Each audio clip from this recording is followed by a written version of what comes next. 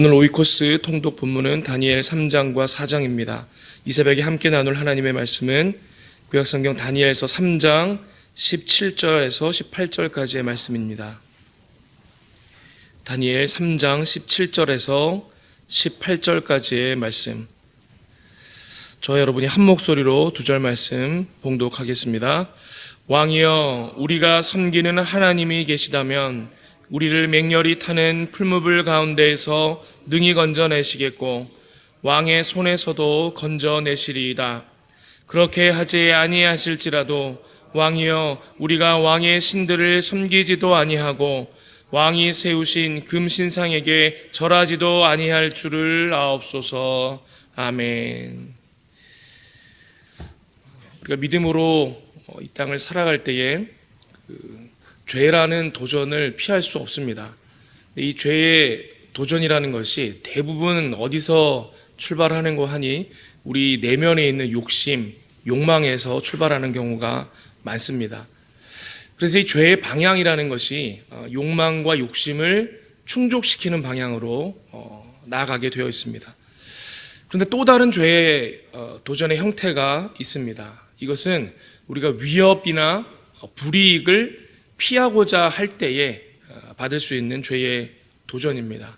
이것을 구조적인 죄의 도전이다, 그렇게 우리가 말할 수 있겠습니다. 여러분, 이 피하기 힘든 악, 구조적인 죄, 여러분 어떻게 피할 수 있겠습니까? 오늘 본문에 있는 이 다니엘이라는 사람은 이 구조적인 죄에 그의 어떤 삶의 모습 자체가 놓여져 있던 사람입니다. 여러분, 이미 소년 시절에 우상을 섬기는 바벨론이라는 외국으로 포로로 잡혀가지 아니하였습니까? 그래서 그는 평생을 이 구조적인 죄의 위협 속에, 도전 속에 살았던 사람이라는 것을 우리가 알 수 있습니다. 그런데 그랬던 다니엘이 일생을 거쳐 노년에 이르기까지 믿음을 지킬 수 있었던 이유가 그 1장에 시작되면서 나와 있습니다. 소년이었던 다니엘이 이 구조적인 죄를 이기는 방법으로서 택한 방법은 뜻을 정하는 것이었습니다. 다니엘 1장 8절이 이렇게 기록합니다. 다니엘은 뜻을 정하여 왕의 음식과 그가 마시는 포도주로 자기를 더럽히지 아니하리라 하고 자기를 더럽히지 아니하도록 환관장에게 구하니. 아멘. 소년 시절 다니엘은 그가 놓여진 구조적인 죄의 도전을 이기기 위하여 뜻을 정하였습니다. 여러분 한번 생각해 보시길 바랍니다. 우리가 새롭게 새벽 기도를 나가야겠다라고 생각이 들었습니다. 그럼 어떤 사람이 내일 새벽에 일어나 새벽 기도를 갈 수 있겠습니까? 내일 한번 새벽에 깨어 나는 것을 한번 보고 깨나 안 깨나 보고 일어나면 가고 아니면 할 수 없고 이렇게 생각하는 사람과 나는 내일 반드시 새벽 기도를 가리라, 목에 칼이 들어와도 가리라, 이렇게 결단하는 사람하고 누가 다음날 새벽에 새벽 기도를 나갈 확률이 높겠습니까? 두 번째 경우죠. 여러분, 뜻을 정하지 아니하면 외부로부터 우리에게 위협이 되는 이 죄의 도전에 100% 넘어지게 되어 있습니다. 뜻을 정해야 그나마 가능성이 있다라는 것입니다. 소년 시절의 다니엘은 뜻을 정함으로 그에게 다가오는 구조적인 죄의 유혹들을 승리했던 사람입니다. 근데 그러다가 이 구조적인 죄의 도전이 더 거세집니다. 처음 도전은 이 환관장이 교육하는 소년들 몇 명 가운데에서 성결함을 지키는 것이었습니다. 그런데 이제는 그 규모가 달라집니다. 온 세상이 한 방향으로 움직여가고 있습니다. 우리 오늘 읽은 3장 2절과 3절 말씀을 이렇게 기록합니다. 느부갓네살 왕이 사람을 보내어 총독과 수령과 행정관과 모사와 재무관과 재판관과 법률사와 각 지방 모든 관원을 느부갓네살 왕이 세운 신상의 낙성식에 참석하게 하매 이에 총독과 수령과 행정관과 모사와 재무관과 재판관과 법률사와 각 지방 모든 관원이, 우리 2절에 나왔던 모든 사회 영역에 있던 모든 사람들이 다시 반복되고 있지 않습니까? 이게 무슨 말입니까? 모든 사람이 참석했다라는 거죠. 느부갓네살 왕이 세운 신상의 낙성식에 참석하여 느부갓네살 왕이 세운 신상 앞에 서니라. 지금 어떤 상황을 설명하고 있는 것입니까? 바벨론 사회 전체가 한 방향으로 가고 있는 모습을 표현하고 있는 것입니다. 여러분, 우리가 삶을 살아갈 때에 온 세상이 한 방향으로 흘러가는 것 같은 것을 경험할 때가 있죠. 근데 그 가운데 믿음의 사람으로 놓여 있을 때 여러분, 이러한 거센 물살 거스를 수 있겠습니까? 세상 사람들이 다 그 방향으로 가면 그게 죄인 줄 알아도 거스르기가 힘들다라는 것입니다. 그 길의 끝이 죽음인 걸 알아도 어찌하기가 힘들다라는 것입니다. 우리 지금은 이제 한 3만여 마리 정도밖에 남지 않아서 정책적으로 보호하는 종인데 19세기 초까지만 해도 북미 이 에팔레치아 산맥에서 로키 산맥에 이르는 광활한 지역에 6천만 마리 정도 살았던 우리 동물이 있다고 합니다. 바로 버팔로입니다. 우리 북미 대륙에 살고 있는 우리 큰 소 뿔이 있고 여러분 소의 형상을 가진 짐승 알고 계실 것입니다. 그 이름이 버팔로입니다. 근데 북미 원주민 중에 이 버팔로를 사냥하며 살았던 원주민이 있었다 그래요. 이 블랙풋 쪽이라는 그 원주민들입니다. 근데 이들이 이 버팔로를 사냥하는 방식이 굉장히 재미있습니다. 특이했다고 합니다. 그게 뭐냐면 버팔로의 그 어떤 습성을 이용한 방법이라는 거예요. 근데 이 버팔로는 무리지어 생활하는 짐승입니다. 그 광활한 대지에 이 6천만 마리나 살았으니 뭐 여러 군데마다 이 버팔로 떼들이 있지 않았겠습니까? 근데 이 버팔로 떼들이 함께 이렇게 풀을 뜯고 있는 중에 어디선가 위협적인 소리가 들리면 나름대로 자기 무리 안에서 경고의 신호겠죠. 그 경고의 신호가 들리면 이 무리 전체가 한 방향으로 뛰기 시작한다라는 거예요. 이 무리 전체에 우두머리 격되는 암컷이 달려가는 방향으로 그냥 무작정 다 따라서 뛰기 시작하는 특성이 있다고 합니다. 그래서 이 특성을 이용해서 이 블랙풋 쪽이 버팔로를 낭떠러지로 몰아서 잡는다라는 거예요. 이 버팔로들이 어떤 위협에 의해서 도망가기 시작하는데 앞서간 우두머리 암컷을 따라 뛰는 버팔로도 있을 것이고 그 뒤를 따라가는 그 버팔로를 보고 또 따라가는 버팔로도 있을 것이고 그냥 모르고 뛰니까 다 같이 뛰는 것입니다. 안 뛰면 마음이 불안하겠죠. 다 따라 뛰는 거예요. 그냥 앞에 가는 놈만 보고 따라가다가 나중에 20m 정도 되는 낭떠러지로 다 떨어져서 때려 죽는 일들이 일어난다는 거예요. 이것을 부르는 관용적인 표현이 있습니다. 이 버팔로 점프다 그렇게 표현을 하는 거예요. 그 길이 뭐 죽는 길인지 사는 길인지도 모르면서 다 같이 가는 길이기 때문에 휩쓸려서 가는 행동, 그러다 죽게 되는 일들, 그럴 때 우리가 버팔로 점프라는 표현을 쓴다라고 합니다. 여러분, 나중에는 그게 죽는 길인 걸 알아도 멈출 수 없는 것입니다. 우리 많은 사람들이 가는 길로 가는 것은 심리적으로 잠시 평안함과 안전감을 느낄 수 있게 합니다. 그러나 그렇게 평안한 느낌, 안전한 느낌이 느껴진다고 해서 그 길이 진리의 길, 옳은 길은 아닐 것입니다. 이런 것이 구조적인 죄의 도전입니다. 세상이 다 돈을 추구하고 살아갈 때에 홀로 그렇지 못한 것 쉽지 않겠죠. 세상이 모두가 성공과 명예를 쫓아가며 그것을 얻기 위해 죄를 서슴지 않을 때에 나 혼자 그리 가지 않겠다고 버티고 서는 것 쉽지 않다라는 것입니다. 거기에 휩쓸려 어쩔 수 없이 짓게 되는 죄들, 그것이 구조적인 죄입니다. 게다가 2장에서 이 다니엘이 처음 경험했던 도전은 그 도전에 저항하는 대가가 애초에는 구체적이지 않았습니다. 여러분 1장에서 이 다니엘이 뜻을 정할 때 받았던 그 유혹의 대가가 명시되어져 있습니까? 처음에는 없지요. 그저 환관장의 말을 안 들으면 좀 혼나겠지? 아니면 아무래도 큰일 나겠지? 뭐 추상적으로 그런 정도의 위협이었습니다.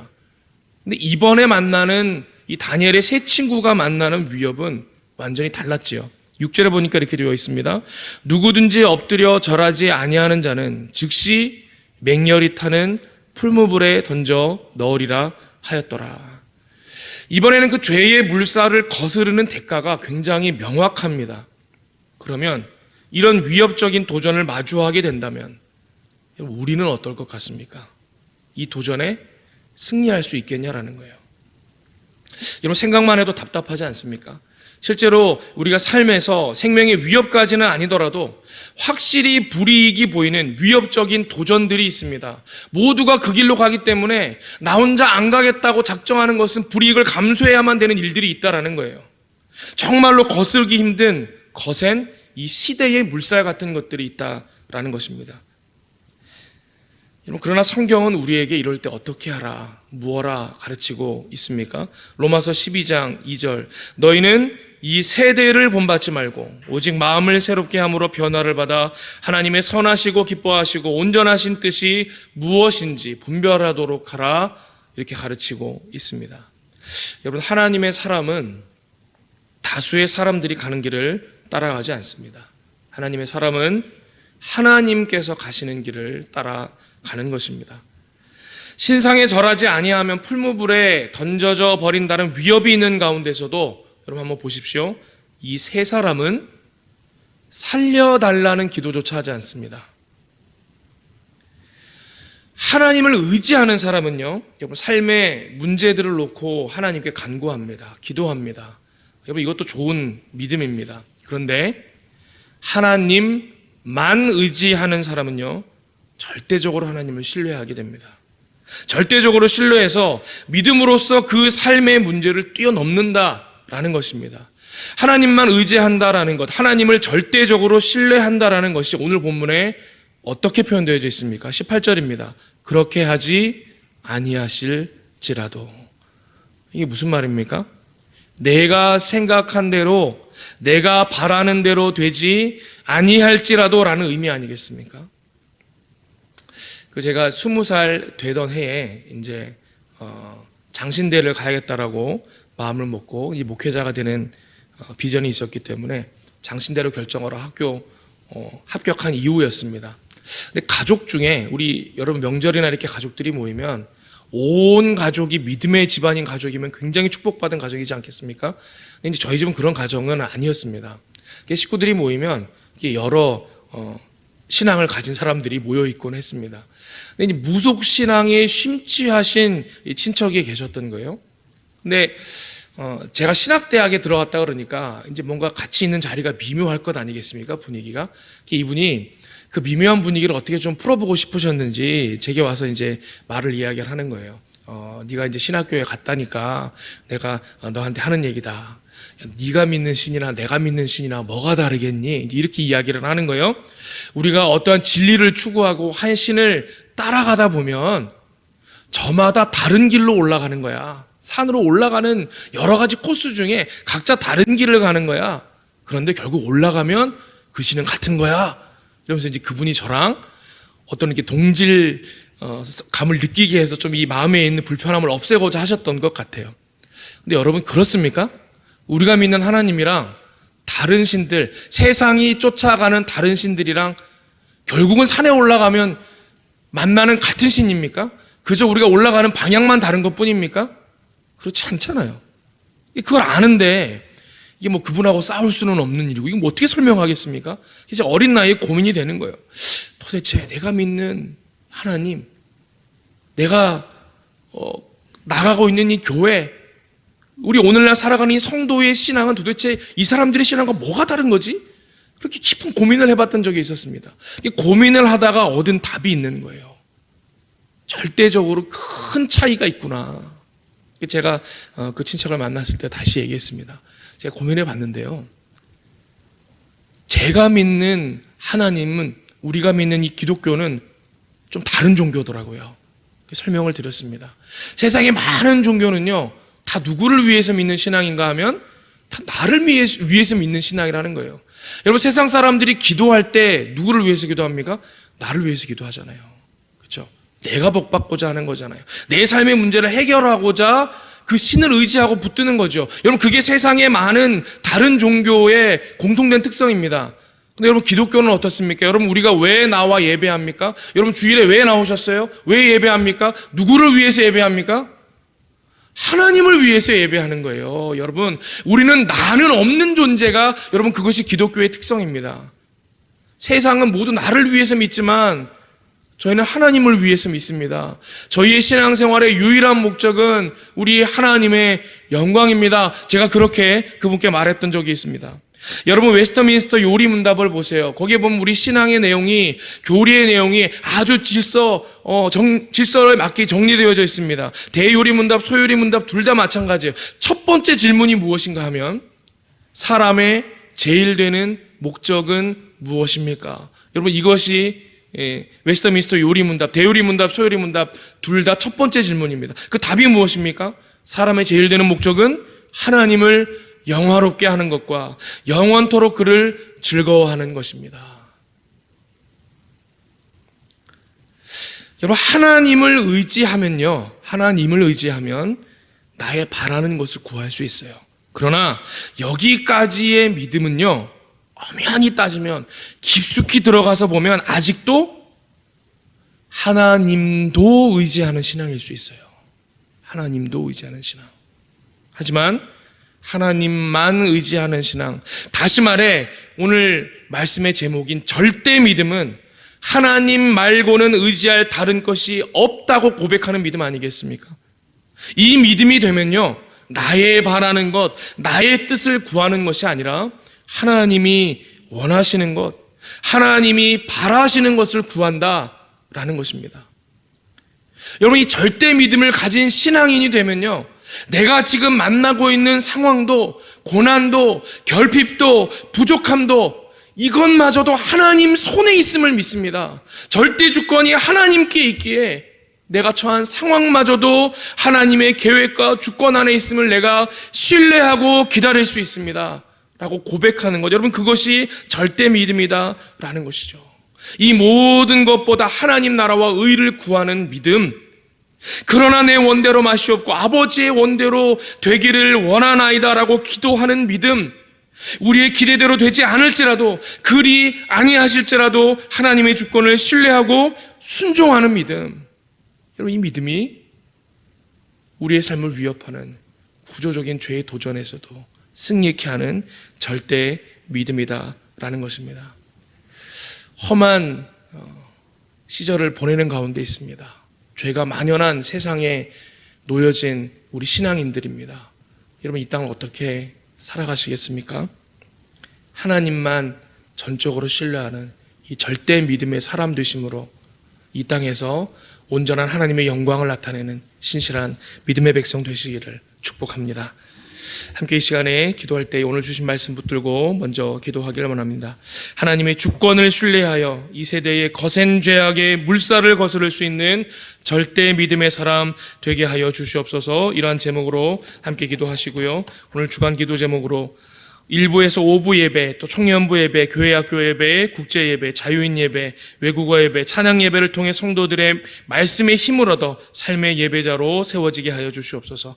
오늘 있을 유아셀의 성찬식을 통해 주님의 사랑을 경험하고 믿음이 더욱 굳건해지게 하여 주시옵소서라는 제목으로 함께 기도하겠습니다. 기도합니다. 아버지.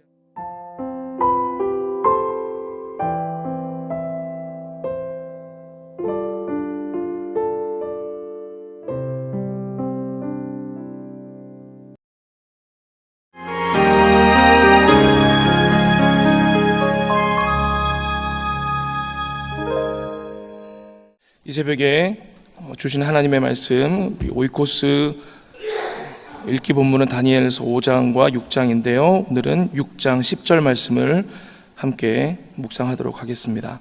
다니엘 6장 10절 말씀입니다. 한 절 말씀 우리 한 목소리로 함께 봉독합니다. 다니엘이 이 조서에 왕의 도장이 찍힌 것을 알고도 자기 집에 돌아가서는 윗방에 올라가 예루살렘으로 향한 창문을 열고 전에 하던 대로 하루 3번씩 무릎을 꿇고 기도하며 그의 하나님께 감사하였더라. 아멘. 이 새벽에 나와 하나님 앞에 기도함으로 한 주를 시작하시는 우리 모든 영락의 성도님들께서 하나님께서 부어주시는 은혜로 말미암아 용기 있는 믿음의 백성들로 세워지는 한 주간 되시기를 기원합니다. 우리 어제 말씀에서 다니엘의 세 친구의 이야기, 사드락과 메삭과 아벳느고의 젊은 시절의 이야기를 함께 묵상했었습니다. 피하기 힘든 사회 구조적인 죄의 도전을 이기는 방법은 뜻을 정하는 것과 절대 믿음이다. 그렇게 함께 나눴습니다. 그런데 이 믿음과 현실이 충돌하는 일은 젊은이들에게만 오는 상황은 아니다 라는 것을 우리가 오늘 본문을 통해서 알 수 있습니다. 오늘 본문에 등장하는 이 다니엘은 아마 연령이 거의 80세에 가까울 때였던 것으로 우리가 계산해 보면 그렇게 확인할 수가 있습니다. 80세에 가까운 노년의 다니엘도 이러한 도전을 맞닥뜨리게 되었다라는 것입니다. 왕 이외에 어떤 신이나 사람에게 기도하는 자가 있다면 사자굴에 던져지는 상황, 그런 어려운 상황을 만나게 되었습니다. 오늘 본문에 나타나는 다니엘의 모습을 통해서 이 피하기 힘든 구조적인 죄의 도전에서 승리하는 또 다른 두 가지 방법 한번 알아보도록 하겠습니다. 피하기 힘든 구조적인 죄의 도전에서도 승리하는 첫 번째 방법은 신앙이 습관이 되도록 하라라는 것입니다. 이런 습관이란 무엇입니까? 무언가를 할 때에 힘을 들이지 않고도 할 수 있는 상태, 여러분 그것이 습관이죠. 그래서 우리가 살면서 좋다고 여기는 것들은 습관으로 만들어 버리면 됩니다. 이런 메모하는 생활 좋다고 여기십니까? 메모하는 것을 습관으로 만들면 됩니다. 새벽 기도의 삶 좋게 여겨지십니까? 새벽 기도를 습관으로 만들어 버리십시오. 그러면 쉬워집니다. 그래서 신앙이 습관이 되면 오늘 다니엘이 만난 시험 같은 이런 어려운 시험, 구조적인 죄의 도전 속에 처할지라도 망설이지 않는 것이 가능해진다라는 것입니다. 제 이제 목회 초년병 시절에 교육전도사 시절의 일입니다. 제가 이제 남양주에 살고 있었는데요. 제가 사역하던 교회는 서울이었고 그런 마음이 들었습니다. 내가 평생 목회를 하고 살아야 하는데 기도의 사람으로 쓰임 받아야 되지 않겠나.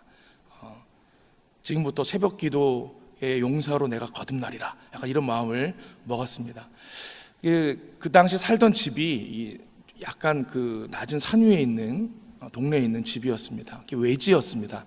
그래서 가장 가까운 교회를 이렇게 찾아보니까 본교회까지 가기는 새벽마다 가기가 어려워서 동네에 있는 교회 중에 가장 가까운 교회, 새벽을 지킬 수 있는 교회를 찾아봤습니다. 찾아봤더니 새벽마다 걸어가긴 조금 멀어요. 한 20-30분 걸어야 되는 거리고 차로 가면 10분이 채 안 되는 거리고 그 정도의 적당한 교회를 찾았습니다. 이제 그 교회로 새벽에 이제 운전을 하고 가서 새벽을 하나님 앞에 기도하면서 보냈던 시절이 있었습니다. 근데 우리가 늘 같은 생활을 하다 보면 비슷한 시간의 삶의 패턴을 가지신 분들을 삶의 자리에서 이렇게 계속 마주하게 되지 않습니까? 출근 시간 같은 버스를 타면 그 버스 안에서 비슷한 분들 계속 만나잖아요. 그런 현상을 제가 경험을 했습니다. 차를 타고 그 교회를 향해 가는 길에 꼭 마주하는 분이 있었는데 새벽마다 나와서 이 운동을 하시는 분이 계셨어요. 달리기를 하시는 분인데 복장과 몸매를 보니까 그냥 예사뿐은 아니었습니다. 오랜 시간 운동으로 단련된 듯한 다리 근육, 그리고 복장도 보면 왜 이 달리기 마라톤 준비하는 선수 같은 그런 복장으로 새벽마다 달리시는 분을 봤습니다. 제가 지나가면서 야, 저분도 참 새벽마다 육체의 연단을 꾸준히 하시는구나. 나도 영적인 연단을 꾸준히 하리라. 이런 마음을 먹으면서 새벽을 보냈던 시절이 있었습니다. 그러다가 이제 겨울을 맞은 거예요. 겨울에 새벽에 일어났는데 정말 눈이 펑펑 내리고 있는 것입니다. 그 한방눈 같은 눈이 막 내리고 있는데 밖을 이렇게 봤더니 벌써 한 발목 정도는 잠길 정도의 눈이 내린 거예요. 집이 약간 언덕 위에 있는 집이다 보니까 아이고 갔다 오고 하는데 좀 불편하겠구나, 위험할 수도 있겠구나. 그때부터 이제 마음에 갈등이 생기는 거죠. 우리가 눈이 오거나 오늘도 비가 좀 오는데 이런 새벽이면 새벽 기도를 가야 되나 말아야 되나, 집에서 할까 안 주실까, 뭐 이런 고민을 하지 않습니까? 그날도 고민하다가 아유 내가 기도의 용사로 목회자의 길을 시작하기로 다짐했는데 여기서 멈출 수 없지. 그렇게 결단을 하고 차에 시동을 걸고 운전을 하고 갔습니다. 근데 가다가 제가 깜짝 놀란 거예요. 그 눈이 펑펑 오고 있는데 그 눈이 펑펑 오고 있는 길을 제가 새벽마다 마주했던 그 달리기 하시던 분이 그날도 달리고 계신 거예요. 겨울이니까 깜깜하지 않았겠습니까?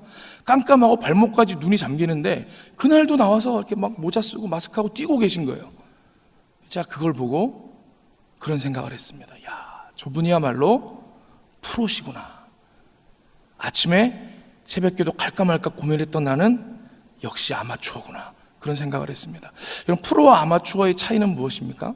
상황과 관계없이 늘 반복할 수 있는 사람이 프로페셔널인 거죠. 여러분, 우리가 영적인 생활을 하기로, 믿음 생활하기로, 하나님의 백성이 되기로 작정했다 그러면 적어도 우리 영적인 세계에 있어서, 기도의 세계에 있어서는 좀 프로 같은 삶을 살아야 되는 것 아니겠습니까? 여러분, 오늘 본문의 다니엘을 한번 보시기를 바랍니다. 다니엘이 왕 이외의 다른 신이나 다른 사람에게 간구하는 이가 있으면 사자굴에 던져진다라는 왕의 조서를 보았습니다. 뭐라고 기록되어 있습니까? 다니엘이 조세 왕의 도장에 찍힌 것을 알고는 윗방에 올라가 울며 결단하고 금식하며 하나님께 부르짖어 기도하였다. 이렇게 안 되어 있죠. 그는 이런 상황에도요, 큰 결단이 필요하지 않았더라는 거예요. 어떻게 되어 있습니까? 전에 하던 대로 하루 3번씩 무릎을 꿇고 기도하며 이렇게 되어 있는 거예요. 다니엘은 급박하게 어려운 상황 속에서도 기도하는 것에 큰 결단이 필요했던 사람이 아니다라는 것을 우리가 알 수 있습니다. 다니엘은 전에 하던 대로 하나님께 기도하였습니다.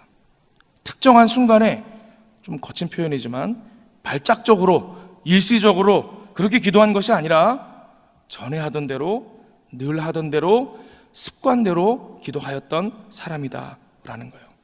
이런 습관이 이래서 무서운 겁니다. 그럼 기도가 습관이니 얼마나 강력한 인생을 살았겠습니까? 우리 예수님도 복음서에 보면 습관을 따라 기도하셨다 이렇게 기록되어 있지 않습니까? 오늘 이 새벽에 나와 하나님 앞에 기도하시는 저와 여러분들도 기도가 습관이 되실 수 있기를 축복합니다. 여러분, 마귀의 도전에서 승리하기 위해서는 이 마귀가 공격하는 방식을 우리가 이해하면 된다. 어제도 그런 말씀 드렸었습니다. 이런 마귀가 우리를 공격하는 이유가 무엇입니까?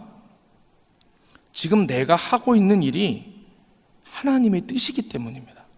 그래서 우리를 못하도록 하기 위해서 시험하고 도전한다라는 것입니다. 그러므로 마귀의 도전에 승리하는 방법은 의외로 간단합니다. 멈추지 않으면 됩니다. 계속하는 것이 이기는 것입니다. 다니엘의 경우를 보세요. 기도는 성도의 호흡이니까, 하나님이 기뻐하시는 일이니까 마귀가 더 이상 하지 못하도록 기도를 멈추도록 시험하고 있지 않습니까? 이때 다니엘은 어떻게 하죠? 고민할 것도 없는 거예요. 그냥 계속 하는 거예요. 그에게 기도는 습관이니까. 여러분, 아무리 공격해도 반응하지 않고 계속 하지요. 그러면요, 마귀가 더 이상 같은 방법으로는 도전하지 못합니다. 통하지 않는 카드를 계속 사용할 정도로 이 마귀가 밀어나지 않다라는 거예요. 그럼 결국 그 시험에서 승리하게 되는 것입니다. 그러므로 저와 여러분에게도 기도가 습관이 될 수 있기를 다시 한 번 더 축복합니다. 여러분, 기도가 습관이 되고 예배가 습관이 되고 말씀 묵상이 습관이 되면요, 어떠한 마귀의 공격, 구조적인 죄의 도전에도 승리할 수 있다라는 것입니다. 그러면 이제 구조적인 죄의 도전으로부터 승리하는 두 번째 방법을 한번 또 묵상해 볼 텐데요. 두 번째 방법은 절대 감사. 오늘 오이코스 말씀 묵상 제목입니다. 절대 감사입니다. 이번에도 마귀의 공격하는 방법을 한번 우리가 생각해 보도록 하겠습니다. 이런 마귀가 왜 또 성도를 공격하겠습니까? 이 마귀가 성도를 공격하는 가장 주 목적은요, 성도를 하나님과 분리시키는 거예요. 여러분, 그렇겠죠? 하나님께서 떨어뜨리려고 고난으로 시험하고 도전합니다. 왜 고난과 시험으로 도전하겠습니까? 그러면 불평불만하니까, 그러면 좌절하니까, 시선이 하나님께 있지 아니하고 상황에 있을 때 하는 게 불평과 불만이고 좌절이니까, 그게 하나님과 분리되는 시작이니까. 마귀가 우리를 공격하는 이유가 무엇이냐? 성도로 불평하고 좌절하게 만들어 하나님에게서 떨어뜨리는 것이 마귀의 목적이다라는 것입니다. 여러분, 그래서요, 우리가 어떤 상황을 만났을 때, 마귀가 공격하고 도전하는 상황을 만났을 때 그 속에서 우리가 불평하지요? 좌절하지요? 그럼 어떤 일이 일어나느냐? 내가 불평하고 좌절하는 그런 유의 일들이 계속 일어납니다. 여러분이 마귀라고 한번 생각해 보세요. 되는 카드 계속 사용하지 않겠습니까? 와, 이 사람 봐라. 이 사람은 이렇게 공격하니까 무조건 넘어지네. 이렇게 공격하니까 무조건 좌절하네. 이렇게 공격하니까 무조건 하나님에게서 상황으로 시선이 옮겨져 불만하네. 이보다 쉬운 방법이 없죠, 마귀에게 있어서는. 그 방법을 계속해서 사용하게 된다라는 것입니다. 그러므로 이러한 마귀의 공격 방식에서 승리할 수 있는 방법이 무엇이겠습니까? 여러분, 상황과 관계없이 감사해버리면 여러분 승리할 수 있다라는 거예요. 오늘 본문의 마지막을 보세요. 기도하면 사자굴에 던져질 걸 알면서도 이 다니엘의 기도 내용은 무엇이었습니까? 그의 하나님께 감사하였더라. 다니엘의 기도가 무슨 기도였다고 기록되어 있습니까? 감사 기도. 우리가 이 이야기 속에 다니엘의 상황이 여러분 감사할 상황이라고 이게 말할 수 있습니까? 그렇지 않죠. 이 상황은 감사가 나오기 어려운 상황입니다. 그런데도 다니엘은 그가 만난 상황과는 관계없이 늘 하던 대로 감사하는 거예요. 이름하여 절대 감사. 오늘 말씀 제목처럼.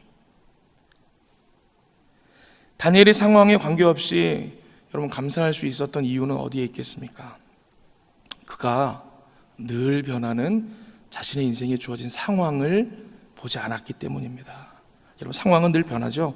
그래서 상황에 주목하면 이 절대 감사 불가능합니다. 우리가 늘 감사할 수 있으려면 늘 변하지 않는 분을 바라봐야겠죠. 늘 한결같이 신실하신 우리 하나님을 바라보고 살아가면 여러분 감사가 안 나올래야 안 나올 수가 없다라는 것입니다. 그러면 어떤 상황 속에서도 상황과 관계없는 감사의 인생 살 수 있다라는 것입니다. 오늘 말씀을 정리하자면 여러분 어떠한 도전에도 습관으로 기도하고 어떠한 상황에도 절대적으로 감사하는 이러한 성도들 바라보고 있는 마귀는 어떻게 되겠습니까? 이제 마귀가 시험들 차례이지 않겠습니까? 야, 이 사람은 어떻게 해도 내가 넘어뜨릴 방법이 없구나. 오히려 마귀가 불평하고 좌절하지 않겠습니까? 기도를 계속하여 습관으로 만들어버리시고 또 하나님께만 시선을 두어서 상황과 관계없이 늘 감사할 수 있기를 바랍니다. 이 새벽에 함께 기도하며 한 주를 시작하는 저와 여러분들에게 이러한 믿음이 있으시기를 우리 주님의 이름으로 축복합니다. 함께 기도하겠습니다. 하나님, 이 새벽에 저희로 나와 하나님 앞에 기도하게 하시니 감사합니다. 오늘 다니엘과 같이 저희들 기도하기를 멈추지 아니하는 기도가 습관이 되는 신실한 기도의 사람 되길 원하오니 주님 우리를 붙들어 주시옵소서. 또는 어떠한 상황 속에 있을지라도 신실하신 하나님을 바라봄으로 언제나 감사할 수 있는 감사의 사람들 되기를 또한 간구합니다. 저희 마음 붙들어 주셔서 어떠한 어려운 상황과 마귀의 도전이 있을지라도 그 속에서도 신실하신 하나님으로 인하여 감사하기를 멈추지 아니하는 능력의 백성들로 우리를 세워 주시옵소서. 감사드리며 이 모든 말씀 예수 그리스도의 이름으로 기도하옵나이다. 아멘.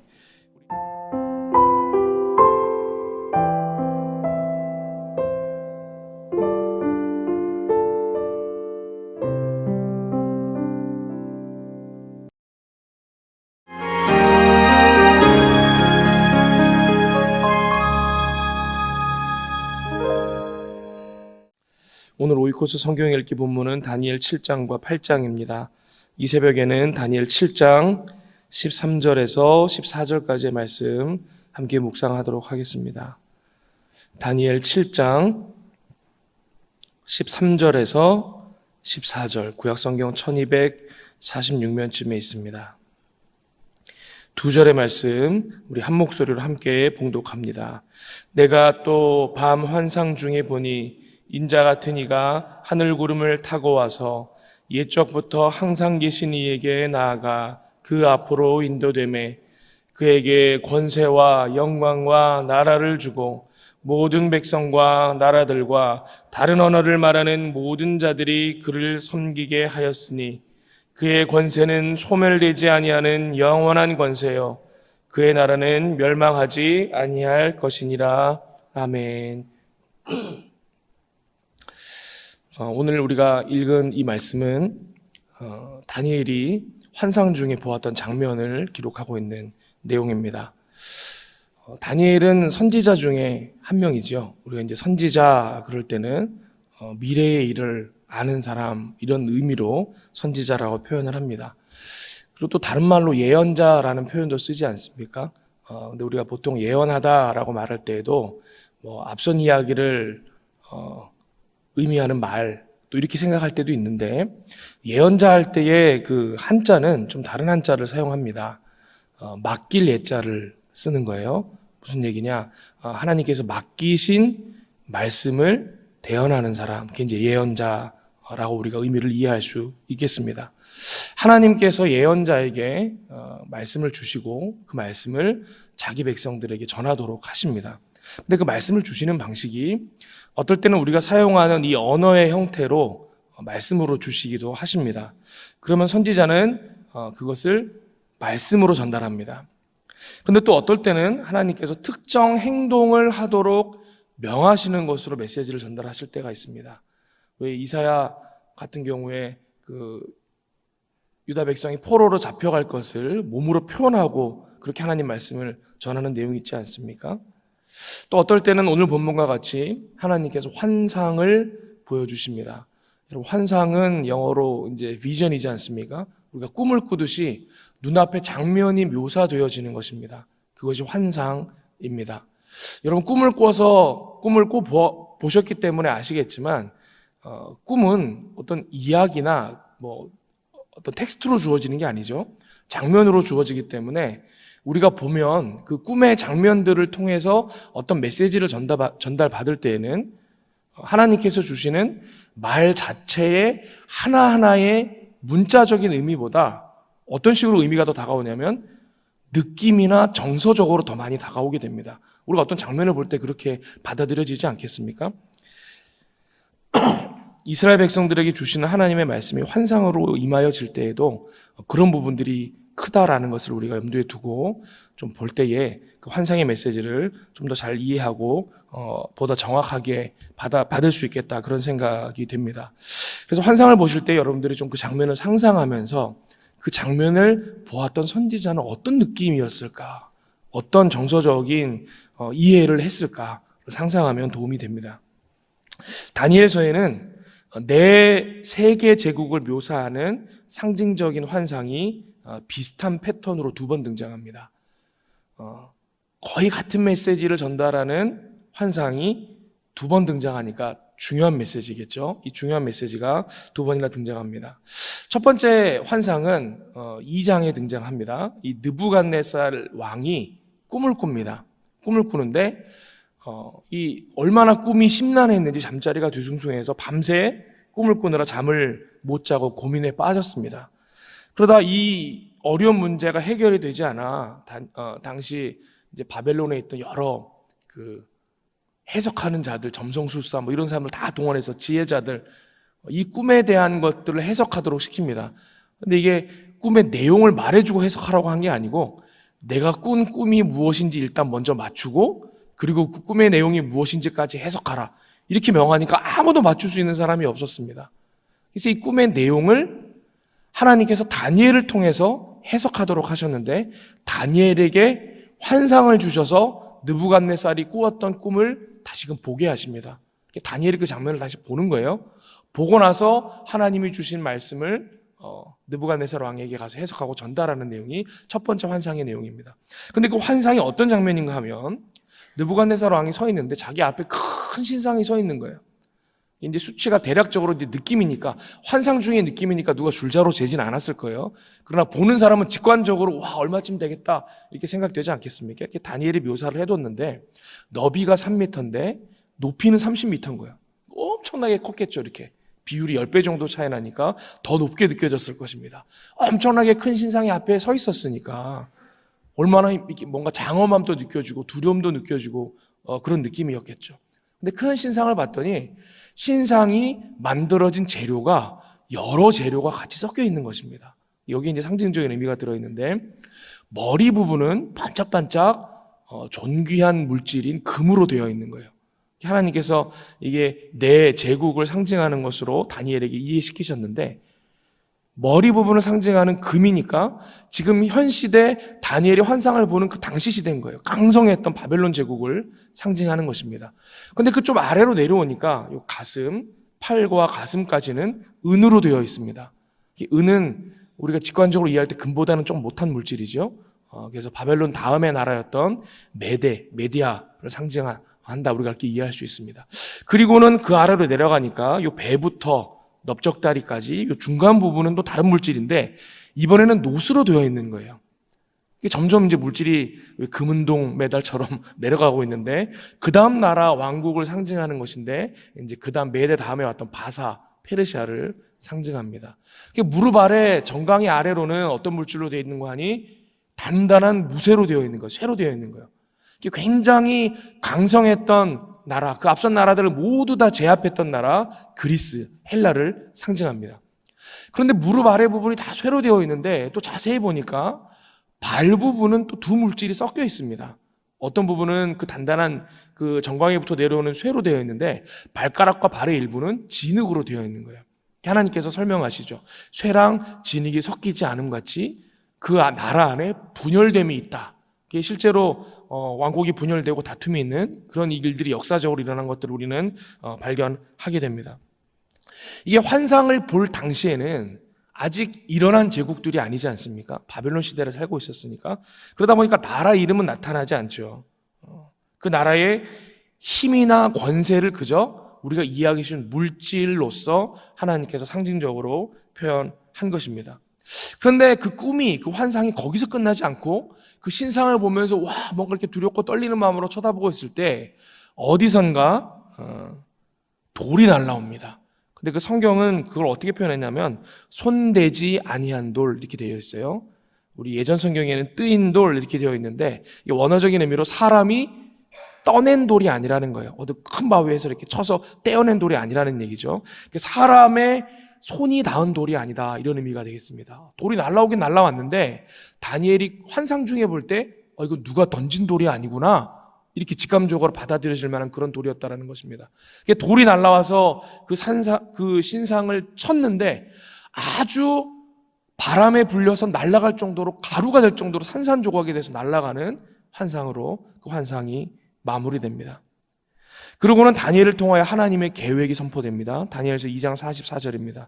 이 여러 왕들의 시대에 하늘의 하나님이 한 나라를 세우시리니 이것은 영원히 망하지도 아니할 것이요 그 국권이 다른 백성에게로 돌아가지도 아니할 것이요 도리어 이 모든 나라를 쳐서 멸망시키고 영원히 설 것이라. 그렇게 환상이 마무리가 됩니다. 그렇게 첫 번째 네 세계 제국 환상이 끝나는 것이죠. 그리고는 네 제국의 두 번째 묘사가 벨사살 왕 원년에 있었습니다. 다니엘이 BC 605년경에 포로로 잡혀갔다고 하죠. 잡혀가서 얼마 되지 않은 아직 소년인 시절에 이 느부갓네살 왕의 환상을 해석하지 않았겠습니까? 그게 첫 번째 네 세계 제국의 환상이 나왔던 때입니다. 근데 두 번째 이 네 세계 제국 환상이 보여줬던 때가 벨사살 왕 원년이라고 되어 있는데 이게 이제 BC 553년이에요. 그러면 대략 첫 번째 네 제국 환상 후에 50년 정도 흐른 다음에 비슷한 패턴의 환상을 하나님께서 다니엘에게 다시 보여주셨다라는 거예요. 이번에는 다니엘이 좀 이제 나이가 들었습니다. 그랬는데 침상에서, 아마 침상이라는 거 보니까 잠을 자는 중이었던 것 같아요. 꿈을 꾸는 중에 하나님께서 이번에는 이 환상을 내 짐승으로 묘사해서 보여주십니다. 이번 환상의 큰 배경은 큰 바다입니다. 성경 여러 곳에 이 바다로 상징되어지는 것들은 어떤 것들이냐면 하나님께 대적하는 혼돈의 세력들이 바다로 상징되곤 합니다. 이게 다니엘도 하나님의 사람이다 보니까 바다가 눈앞에 펼쳐졌을 때는 이거 뭔가 하나님과 대적하는 것들이 여기서 나타나겠구나라고 직감적으로 받아들이면서 그 바다를 쳐다봤을 것 같습니다. 이 바다 가운데서 짐승이 쫙 올라오는 거예요. 물을 이렇게 뚝뚝 떨어뜨리면서 올라왔는데 이렇게 보니까 그 짐승이 어떻게 생겼는 거니 사자의 형상입니다. 그리고 날개가 달리기를 독수리의 날개가 달려있는 거예요. 아마 환상이니까 실제 사자랑 똑같은 건 아니고 저 짐승이 뭐랑 비슷하게 생겼지?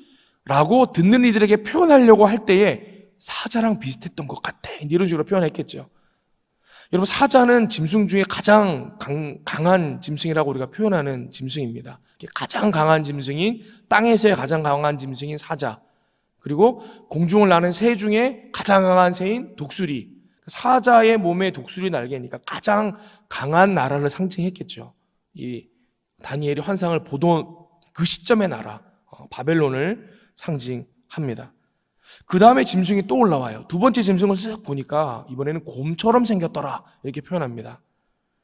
그런데 보니까 곰이 뭔가를 금방 잡아먹었는지 이빨 사이에 그 살점이 붙어있는 갈빗대가 막 껴있는 거예요. 금방 뭔가를 잡아먹은 듯해요. 그리고는 한쪽 몸을 일으켰다, 이렇게 표현되어 있는데 아마 곰이 손으로 뭔가를 내려치려고 공격하려고 하는 장면을 묘사한 것 같습니다. 근데 이 곰도 사자보다는 못하지만 여전히 위협적인 짐승이지 않습니까? 이게 바벨론 이후에 나온 메대를 상징한다, 우리가 그렇게 이해할 수 있습니다. 세 번째 짐승은 사자 그리고 곰, 그것보다는 더 약하고 작은 짐승입니다. 이번에는 표범처럼 생긴 짐승이 나왔다, 그렇게 묘사를 해요. 이 짐승도 날개가 있는데 이번에는 날개가 4개입니다. 그리고 머리도 4입니다. 이는 빠르게 진군해서 세력을 사방으로 확장해 나갔던 바사, 페르시아 군대를 우리가 떠올리게 합니다.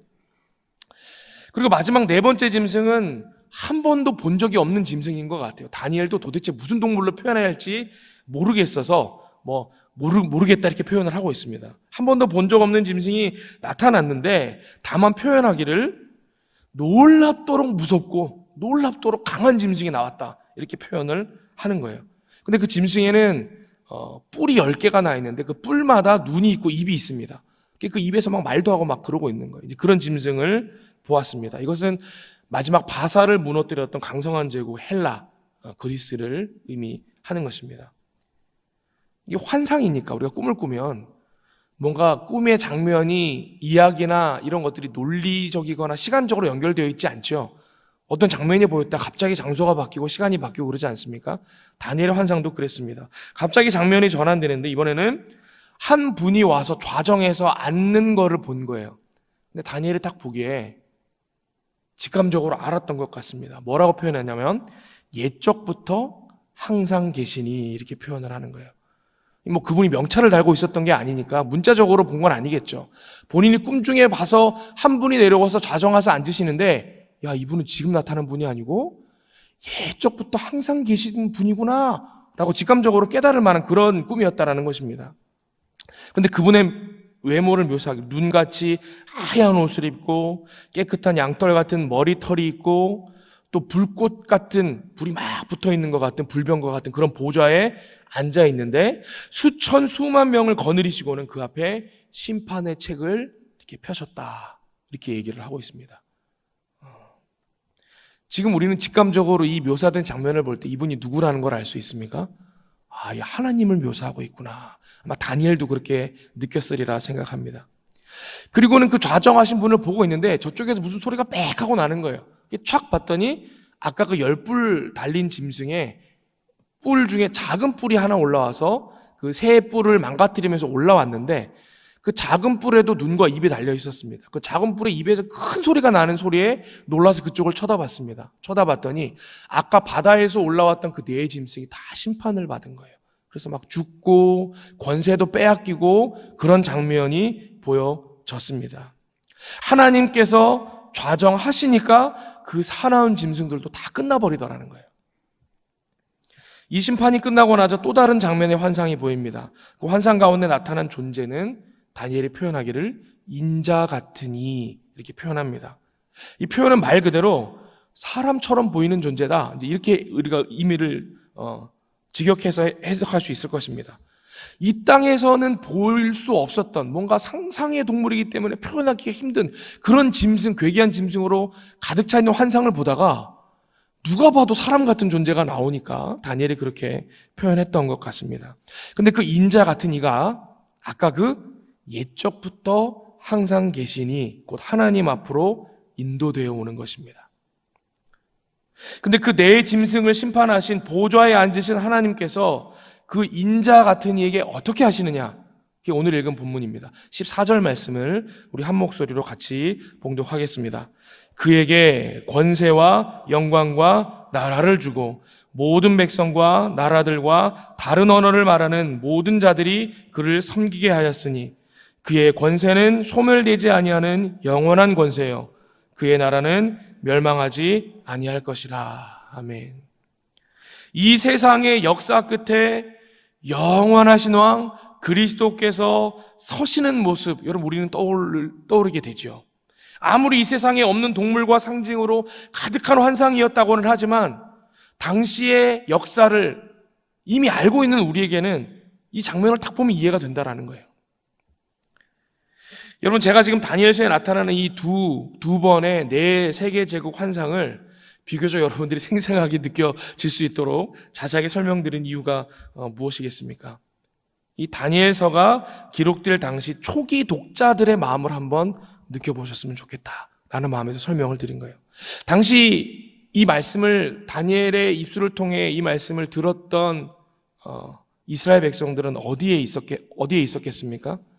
바벨론에 있었습니다. 바벨론의 포로로 있었습니다. 자신들은 하나님의 택한 백성이고 이스라엘은 영원한 나라일 거라고 생각해 왔는데 우상을 섬기는 나라, 이방 민족의 나라에게 패망하게 된 거예요. 그리고 자신들은 처참하게 포로로 잡혀와서 그 우상을 섬기는 나라 백성들의 포로로 살고 있으니 얼마나 좌절되고 낙심됐겠습니까? 그리고 자신들을 무너뜨린 그 바벨론은 얼마나 강성하고 무서워 보였겠습니까? 그런데 다니엘을 통하여 두 번이나 보이셨듯이 하나님께 주시는 메시지가 뭐냐면 너희들이 볼 때 저 영원할 것 같이 강성한 이 나라 바벨론도 무너진다. 하나님께서 그 말씀을 먼저 하고 계십니다. 그리고 그 이후에도 바벨론과 비슷한 무서운 대제국들이 계속해서 나올 것이다. 그러나 너희들 마찬가지로 두려워할 것 없다. 다 바벨론과 마찬가지로 결국에는 무너지고 사라져버릴 나라들이다. 하나님께서 지금 그런 메시지를 주고 계신 것입니다. 지금 내가 당면했기 때문에 그 상황이 더 크게 보이는 것뿐이고 더 위협적이어 보이는 것뿐이지 사실은 다 별거 아니라는 거예요. 하나님께서 그 말씀을 주고 계시는 것입니다. 그리고는 또 무엇을 보여주시는 거예요?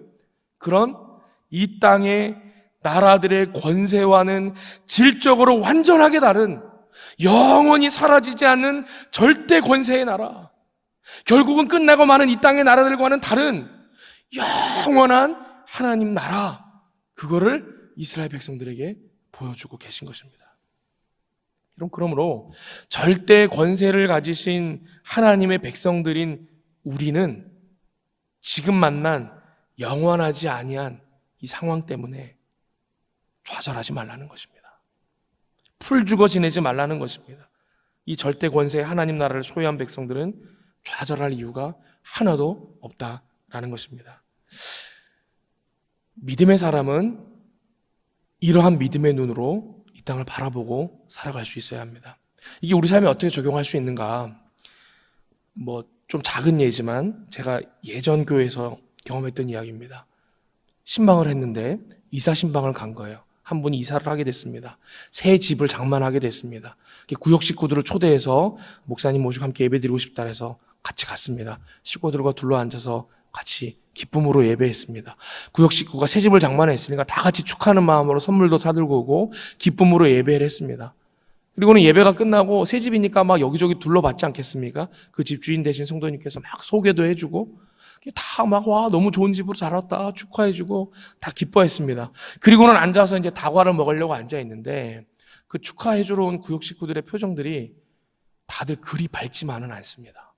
뭔가 이렇게 근심이 있는 거예요. 표정이 뭔가 좀 답답한 마음도 느껴집니다. 어떤 심리였는가? 나는 여지껏 전세 집 살고 있는데, 이분은 젊은 나이에 벌써 이렇게 좋은 집을 사가지고 여기 들어와서 사네. 그러니까 축하는 축한데 그냥 내 신세를 보니까 한탄이 나오는 거. 제가 이제 그분들을 뭐라고 욕하는 것이 아니고 그게 연약한 우리 인간의 심리이지 않습니까? 그냥 나의 이 연약한 상황들이 한탄스러운 거예요. 다들 뭔가 좀 그런 표정이었습니다. 근데 유독 한 분이 이게 제가 있던 교회가 별로 그렇게 부유한 지역도 아니고 다 비슷한 형편의 분들이 사시는 그런 지역이었는데, 유독 한 분이, 그분도 전세로 살고 계신 분인데, 그분의 표정은 유독 밝아요. 그냥 다른 나라 이야기 보는 것 마냥 유독 그냥 밝고 해맑습니다. 알고 봤더니 그분은 저 강남에 우리나라의 제일 비싼 아파트가 이미 있어요. 근데 교회 가까운 데 살겠다고 교회 가까운 데다 집을 얻어놓으신 분인 거예요. 여러분, 제가 왜 이 말씀을 드리냐면, 여러분, 이 땅을 살아가는 우리도 마찬가지죠. 유한한 이 땅을 살아가고 유한한 고난을 만나고 유한한 환난을 만납니다. 그러나 여러분, 거기에 좌절하고 실망하고 넘어지면요, 우리는 그냥 이 땅에 속한 백성입니다. 그러나 우리는 어디에 속한 백성입니까? 영원한 하나님 나라, 이 땅의 어떠한 권세보다도 더 큰 권세, 절대 권세를 가지신 그 하나님의 나라를 소유한 백성들 아니겠습니까? 그렇기 때문에 이 땅의 어떠한 어려움과 또 어떠한 좌절할 만한 상황이라도 우리는 낙심할 수 없다라는 것입니다. 절대 권세의 하나님 나라를 소유한 자로 당당하게 살아가실 수 있기를 축복합니다. 이 땅에서 어떠한 험한 일을 경험한들 영원한 나라의 왕이신 예수 그리스도를 소유한 사람은 최후 승리할 줄 믿습니다. 함께 기도하겠습니다. 아버지 하나님, 다니엘에게 보여주셨던 환상으로 이 땅을 살아가는 하나님의 백성들이 가져야 할 마음을 저희로 깨닫게 하시니 감사합니다. 이 땅은 때때로 저에게 너무나 큰 두려움을 경험케 합니다. 너무나 큰 좌절을 경험케 합니다. 그러나 저희는 압니다. 그 두려워하게 하는 일들, 좌절하게 하는 상황들도 다 유한한 것이며 끝이 있으며 결국 사라지고 말 것임을 압니다. 그러나 저희에게는 영원히 사라지지 아니하는 그 권세를 가지신 하나님의 나라, 천국이 있음을 다시금 붙듭니다. 하나님, 저희들 믿음의 삶을 살기를 원할 때에 그 믿음 붙들고 천국 백성으로 당당하게 담대하게 살아가길 원하오니 합당한 믿음의 사람으로 서게 하여 주시옵소서. 예수 그리스도의 이름으로 기도하옵나이다. 아멘.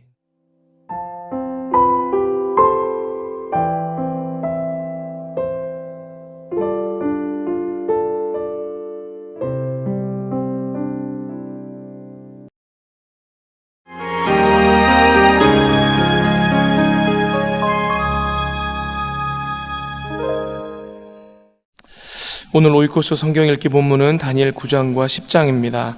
이 새벽에 함께 묵상할 하나님의 말씀은 다니엘 10장 12절 말씀입니다.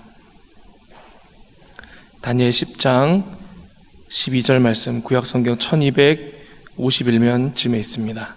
다니엘 10장 12절 한 절 말씀 우리 한 목소리로 함께 봉독합니다. 그가 내게 이르되 다니엘아 두려워하지 말라. 내가 깨달으려 하여 내 하나님 앞에 스스로 겸비하게 하기로 결심하던 첫날부터 내 말이 응답받았으므로 내가 내 말로 말미암아 왔느니라. 아멘. 우리 함께 묵상하고 있는 이 다니엘서의 중심 인물인 다니엘은 중요한 순간마다 기도했던 사람입니다. 바벨론 느부갓네살 왕이 자신의 꿈을 해석하지 못하면 모두 죽일 것이라고 위협할 때 지혜를 구하며 기도했습니다. 또 메대 다리오 왕이 법령으로 다른 신이나 사람에게 기도하면 사자굴에 던져질 것이라고 선언했을 때에도 믿음을 지키며 전에 하던 대로 기도했습니다. 또 예레미야의 예언을 읽고 하나님의 뜻과 이스라엘의 죄악을 깨달았을 때에도 금식하며 기도했습니다. 그리고 큰 전쟁에 대한 환상을 보고 큰 슬픔에 빠졌을 때 오늘 본문 10장에서와 같이 다시 금식하며 기도했습니다. 다니엘은 중요한 순간마다 영적으로 겸비하여 하나님께 간구하고 지혜와 믿음과 긍휼을 구했습니다. 성도들에게 있어서 기도는 호흡입니다. 기도하는 사람이 하나님의 사람입니다. 오늘 말씀을 함께 묵상하는 저와 여러분이 기도의 사람 되기를 기원합니다. 오늘 함께 나눌 말씀을 통해 더욱 기도하는 사람으로 세워졌으면 좋겠습니다. 첫 번째 오늘 우리가 함께 나눌 메시지는요, 이 땅에서 하는 성도의 기도는 하늘에서도 영향을 미친다라는 사실입니다. 다니엘서 10장 13절, 우리 그 다음 절이죠. 이렇게 보면 이런 내용이 있습니다. 그런데 바사 왕국의 군주가 21일 동안 나를 막았으므로 내가 거기 바사 왕국의 왕들과 함께 머물러 있더니 가장 높은 군주 중 하나인 미가엘이 와서 나를 도와주므로. 그 다니엘서의 신학을 보면 각 민족은 그 민족을 수호하는 어떤 천상의 존재가 있는 것으로 나타나고 있습니다.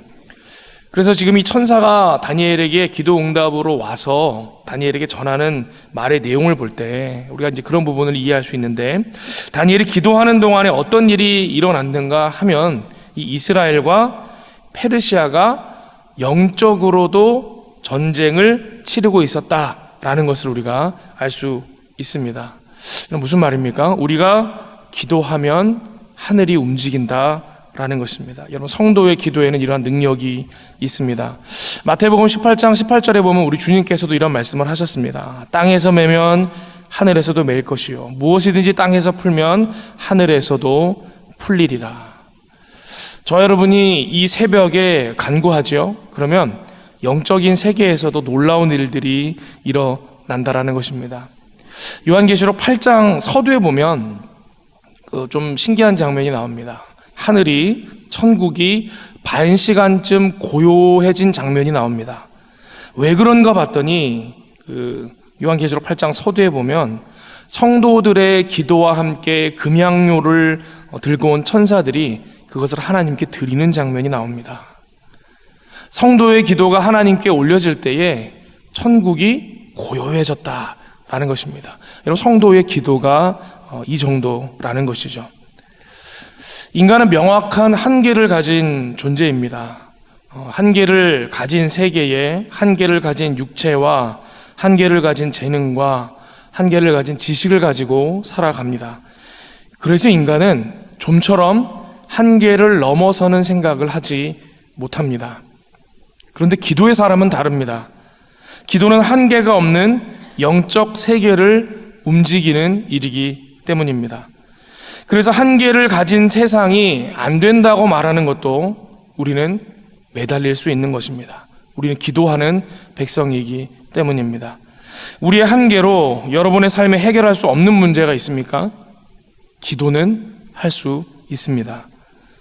탈종교 시대를 맞았다고 합니다. 젊은 세대들이 교회를 떠난다고 합니다. 이제 종교는 사람들과 상관없는 것이 되었고 교회는 미래가 없다라고 말합니다. 이제 한계가 왔다라고 말하는 것입니다. 그러나 기도로는 뚫어낼 수 있습니다. 통일은 이제 불가능한 것일지도 모르겠다, 그렇게 말들 합니다. 그러나 기도하면 복음 통일의 길이 열리는 것입니다. 기도는 성도의 한계를 깨뜨리게 합니다. 오늘 본문 말씀이 첫 번째 주는 메시지, 이 땅에서 믿음의 백성들, 하나님의 사람들이 기도할 때 천상에서도 여러 가지 일들이 일어난다라는 것입니다. 기도하기를 쉬지 아니함으로 이 한계를 깨는 인생 살아낼 수 있기를 축복합니다. 기도하면 승리할 수 있습니다. 오늘 말씀의 두 번째 메시지입니다. 하나님은 우리가 하나님의 뜻에 합하여 기도하기를 기다리고 계신다라는 것입니다. 여러분, 기도할 때 이 사실을 반드시 기억하시기를 바랍니다. 다니엘이 큰 전쟁에 대한 환상을 깨달은 후에 하나님께 금식하며 기도하기를 시작했습니다. 얼마나 애통하며 기도했는지 본문에 보니까 새 일해 동안 기도했다. 3주 21일 동안 기도에 매달렸습니다.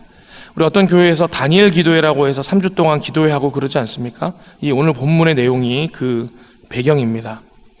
새 일해 동안 금식하며 기도한 후에 천사가 와서 다니엘에게 힘주고 하나님의 응답을 전합니다.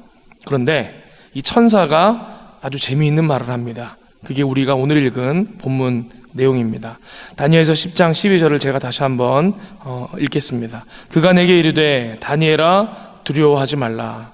내가 깨달으려 하여 내 하나님 앞에 스스로 겸비하게 하기로 결심하던 첫날부터 네 말이 응답받았으므로 내가 내 말로 말미암아 왔느니라. 지금 이 천사가 하나님의 명을 듣고 다니엘이 기도할 때 하나님께서 응답을 하셨는데 그 응답의 시점에 대한 이야기를 하는 것입니다. 그가 하나님께 겸비하여 기도하기를 시작한 그 시점에 이미 하나님께서 응답하셨다, 지금 그렇게 기록하고 있는 것입니다. 마치 다니엘이 기도하기를 기다리셨던 것처럼 우리 하나님께서 그렇게 즉각적으로 응답하셨습니다. 근데 이게 처음이 아닙니다. 앞선 9장에서도 이런 상황이 있었죠. 가브리엘이 다니엘에게 와서 환상에 대해서 해석해주고 풀어줄 때에도 이렇게 말합니다. 다니엘서 9장 23절입니다. 곧 내가 기도를 시작할 즈음에 명령이 내렸으므로 이제 내게 알리러 왔느니라. 너는 크게 은총을 입은 자라. 그런즉 너는 이 일을 생각하고 그 환상을 깨달을지니라.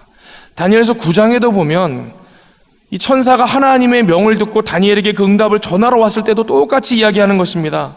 네가 기도를 시작할 그때에 하나님께서 나를 보내셨다, 하나님께서 응답하셨다, 지금 그렇게 이야기를 하고 있는 것입니다.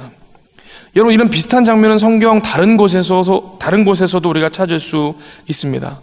요나서를 보면 우리 요나가 하나님의 명령대로 니느웨로 가서 하나님의 말씀을 전해야 하는데 그러기 싫어서 도망가는 장면이 나옵니다. 정반대인 다시스로 도망할 때에 요바로 가서 반대 방향으로 가는 배를 타죠. 배를 타고 바다 한가운데까지 들어갑니다. 그러다가 이 요동이는 물결에 의해서 결국 이러저러한 일로 요나가 바닷물에 뛰어드는 일이 일어납니다. 그때 어떻게 됩니까? 큰 물고기가 와서 요나를 삼킵니다. 물고기 뱃속에 삼켜진 요나가 물고기 뱃속에서 무엇을 하느냐? 사흘 동안 회개 기도했다, 그렇게 요나서는 기록하고 있습니다. 사흘 동안 하나님 앞에 전심을 다해 회개하여 기도합니다. 그 내용이 2장에 있습니다. 그리고 기도가 끝나는 2장 마지막 절이 이렇게 기록합니다. 요나서 2장 10절입니다.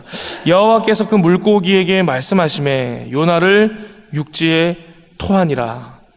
하나님께서 말씀하시니까 큰 물고기가 요나를 토해냈는데 그 토해낸 곳이 어디라고 기록합니까? 육지에 토해냈다라는 것입니다. 여러분, 큰 물고기가 요나를 어디에서 삼켰죠? 바다 한가운데에서 삼킨 거예요. 바다 한가운데에서 삼켰는데 기도가 끝난 그 순간에 어디다 뱉어놨냐면 육지에다 뱉어놓은 곳입니다. 무슨 말입니까? 이미 요나가 기도를 시작한 시점부터 물고기는 어디를 향하고 있는 거예요? 육지를 향하고 있었다. 우리 하나님께서 우리에게 응답하실 때 그렇게 응답하십니다. 우리는 생각할 때에 하나님 왜 내 기도에 이렇게 빨리 응답해 주지 않으십니까? 우리가 그런 생각이 들 때가 있을지라도 그렇지 않다라는 거예요. 하나님은 믿음의 백성이 하나님의 뜻에 합한 기도를 기다리시는 분이라는 것을 오늘 본문이 우리에게 증거하고 있는 것입니다. 제 개인적인 이야기라서 조심스럽게 함께 말씀을 좀 나누려고 합니다. 제가 이제 결혼을 막 하고 난 시점이었습니다. 우리가 이제 신혼이 되면 또 기다리는 게 아이의 소식이지 않습니까? 이제 아이가 좀 생기면 좋은데 아이가 빨리 생기지를 못했습니다. 아내가 그 10대 때부터 앓던 호르몬 관련된 좀 질환이 있어서 오랫동안 약을 복용하고 그랬었는데 그것 때문에 있는 부작용 때문에 좀 문제가 있었던 것 같습니다. 그래서 아이가 이제 빨리 들어서지를 않았습니다. 근데 저는 마음이 편했습니다. 하나님 때 되면 알아서 주실 텐데 우리가 이것 때문에 그렇게 마음 쓰고 이런 것도 믿음 신앙인의 모습이 아니야. 저는 좀 그런 마음이 있었습니다. 근데 아내는 좀 달랐던 것 같습니다. 아무래도 이제 여성인지라 여기저기 다닐 때마다 궁금해서 사람들이 계속 물어보지 않습니까? 좋은 소식 없습니까? 어떻게 됩니까? 가족들도 그렇고 교회 성도들도 그렇고 계속 물어보시는데 그럴 때마다 마음이 많이 불편했던 것 같습니다. 아무래도 본인에게 책임이 있었다고 생각했던 것 같습니다. 그래서 해가 바뀌는 시점에 이제 결혼하고 한 3년 차쯤 됐을 시점인데 해가 바뀌던 시점에 아내가 그렇게 얘기를 하는 겁니다. 여보, 아이가 하나 생겼으면 좋겠는데 우리 그냥 이렇게 가면 안 될 것 같아. 이렇게 심각하게 본인의 속마음을 다 토로를 했습니다. 듣다 보니 이게 내가 너무 무심했나 보다 그런 생각이 들었습니다. 그래서 아내와 이야기하기를 그러면 이제 우리 이 문제를 놓고 하나님께 한번 기도해 봅시다. 하나님의 뜻이 있을진데 조르는 것 같아서 그냥 있었는데 기도해야 될 시점인지도 모르겠네. 우리 함께 기도합시다. 기도하며 방법을 찾아봅시다. 그리고는 기도하기를, 새해가 시작되면서 기도하기를 시작을 했습니다. 그리고는 또 제가 기도만 하면 안 되고 노력을 해야 되지 않습니까? 그 불임 전문 병원, 우리나라에서 제일 좋다는 불임 전문 병원을 찾아서 갔습니다. 아내도 검사하고 저도 검사하고 병원에서 처방해 주는 방법대로 또 약을 복용하면서 준비를 했습니다. 이제 호르몬 주사도 맞고 이제 그렇게 하지 않습니까? 그리고 이제 2주 후에 다시 오십시오. 그렇게 이야기를 했습니다. 2주 후에 다시 병원을 찾아갔습니다. 이제 병원에서 이렇게 검사를 해보더니 한 번 더 해봐야 될 것 같습니다. 또 주사를 맞고 또 2주 후에 오십시오. 또 그러고 갔습니다. 2주 후에 또 갔는데 병원에서 한 번 더 해봐야 될 것 같습니다. 또 이제 이런 말씀을 하시는 거예요. 그리고 이제 주사를 또 맞고 또 준비를 하고 집으로 돌아갔습니다. 근데 이렇게 병원에 갔다고 한 이틀째 되었을까? 제 아내가 뭔가 좀 이상하다라는 거예요. 자기 느낌이 좀 뭔가 다르다는 것입니다. 확인을 좀 해보고 싶은데 테스트기를 좀 사달라는 것입니다. 이제 약국에서 가서 임신 테스트기를 사왔습니다. 확인을 해봤는데 희미하게 이제 2줄이 나오는 거예요. 근데 뭐가 좀 말이 안 되지 않습니까? 불과 한 이틀 전에 병원에 가서 초음파 검사랑 뭐 다 해보고 이게 뭐 착상이나 이런 게 되지 않았다는 걸 확인을 하고 다음 임신을 준비하기 위해서 주사도 맞고 호르몬 주사도 맞고 다 그러고 왔는데 이게 2줄이 나오면 안 될 것 같은데 이게 혹시나 하는 마음에 가까운 동네 산부인과를 찾아갔습니다. 병원에서 이렇게 확인을 해보더니 임신을 했다라는 것입니다. 근데 이게 너무 신기해서 아니 얼마 전에 며칠 전에 병원에 갔다 왔는데 이게 어떻게 임신입니까? 얼마나 됐습니까? 하고 여쭤봤더니 의사 선생님께서 하시는 말씀이 4주 조금 지났네요. 이렇게 말씀을 하시는 거예요. 여러분 계산을 해보니까요. 저희가 하나님께 기도하며 간구하고 아이를 갖기를 준비를 해야겠다라고 마음을 먹었던 그 시점, 그렇게 이미 기도하기를 시작했던 시점에 아이가 들어선 것이라는 것을 발견했습니다. 제가 그때 그런 생각을 했습니다. 저는 어려서부터 제가 늘 기도하던 기도 제목이 하나님 제게도 온전한 가정을 주십시오. 이런 기도 제목을 어려서부터 해왔었습니다. 그 제가 자라온 환경 때문이었습니다. 그러다가 결혼을 한 이후에 하나님께서 응답을 안 해주신 것이 아니라 이제 결혼하고 나서부터 이루어지는 가정에 대해서 응답하시려나 보다. 그렇게 마음을 먹고 있을 때였습니다. 그런데 제가 그 일이 있고 나서 그런 생각을 했습니다. 그 속에서 하나님의 음성을 또 들었습니다. 네가 평생을 하나님 앞에 온전한 가정 만들어 달라고 기도를 했는데 정작 너가 그 가정에 믿음의 가장으로서 되는 준비는 하지 않은 것 같구나. 이제부터 너 기도하는 가장이 되거라. 그렇게 응답하셨다라고 제게 들렸습니다. 여러분, 하나님은 이런 분이십니다. 우리가 생각하는 시간이 아니라고 해서 하나님이 응답하지 않으신다라고 생각하면 안 된다라는 것입니다. 우리 하나님은요, 자기 백성이 구할 때 절대적으로 응답하시는 하나님이십니다. 아니, 하나님은 우리가 하나님의 뜻을 구하고 기도하기를 기다리시는 분이라는 것이 더 정확한 표현이겠습니다. 요한일서 5장 14절이 그렇게 기도합니다. 그를 향하여 우리가 가진 바 담대한 것 이것이니 그의 뜻대로 무엇을 구하면 들으심이라. 여러분, 오늘 말씀을 정리합니다. 여러분, 기도에는 한계가 없습니다. 우리가 기도하면 하늘이 움직입니다. 그리고 우리 하나님은 우리가 하나님의 뜻을 구하기를 언제나 기다리고 계십니다. 기도만 하면 은혜 부어주시려고 준비하고 계신다라는 사실입니다. 기도함으로 한계를 깨고 기도함으로 하나님의 응답으로 가득 찬 인생 살아내시는 신실한 하나님의 백성들, 저 여러분 되시기를 축복합니다. 함께 기도하겠습니다. 하나님, 이 새벽에 저희를 하나님의 전으로 불러주셔서 기도하는 백성 삼으시니 감사합니다. 하나님의 사람 다니엘의 인생을 저희들이 묵상하는 가운데 다니엘이 하나님께 기도하였던 것을, 기도하며 삶의 한계를 깼던 것을 저희들 발견합니다. 저희 또한 한계를 깨는 기도의 사람 되기를 원하오니 저희를 기도의 사람으로 기름 부으사 사용하여 주시옵소서. 또한 하나님께서 다니엘의 기도에 응답하실 때에 다니엘이 간구하기만을 기다리시며 그가 기도할 때 즉각적으로 응답하셨던 것을 저희가 함께 보았습니다. 저희 삶에 저희가 기도하는 모든 순간에서도 하나님이 이와 같이 응답하셨음을 다시금 돌아봅니다. 하나님, 우리의 삶의 남은 시간 동안 우리 삶의 이러저러한 순간에 하나님께 간구할 때에 하나님 뜻에 합한 기도를 기다리시는 그 하나님 기억하며 기도하기를 쉬지 아니하는 믿음의 백성, 기도의 사람들 되게 하여 주시옵소서. 사랑하는 믿음의 백성들, 우리 영락의 모든 성도들이 오늘 하루를 살아갈 때에도 이러한 믿음 가지고 기도하며 승리하기를 원합니다. 삶의 모든 순간에, 문제를 맞이한 순간에, 육신의 연약함으로 병상에 있는 순간에 기도함으로 승리할 수 있는 믿음의 사람들 되게 하여 주시옵소서. 감사드리며 이 모든 말씀 예수 그리스도의 이름으로 기도하옵나이다. 아멘.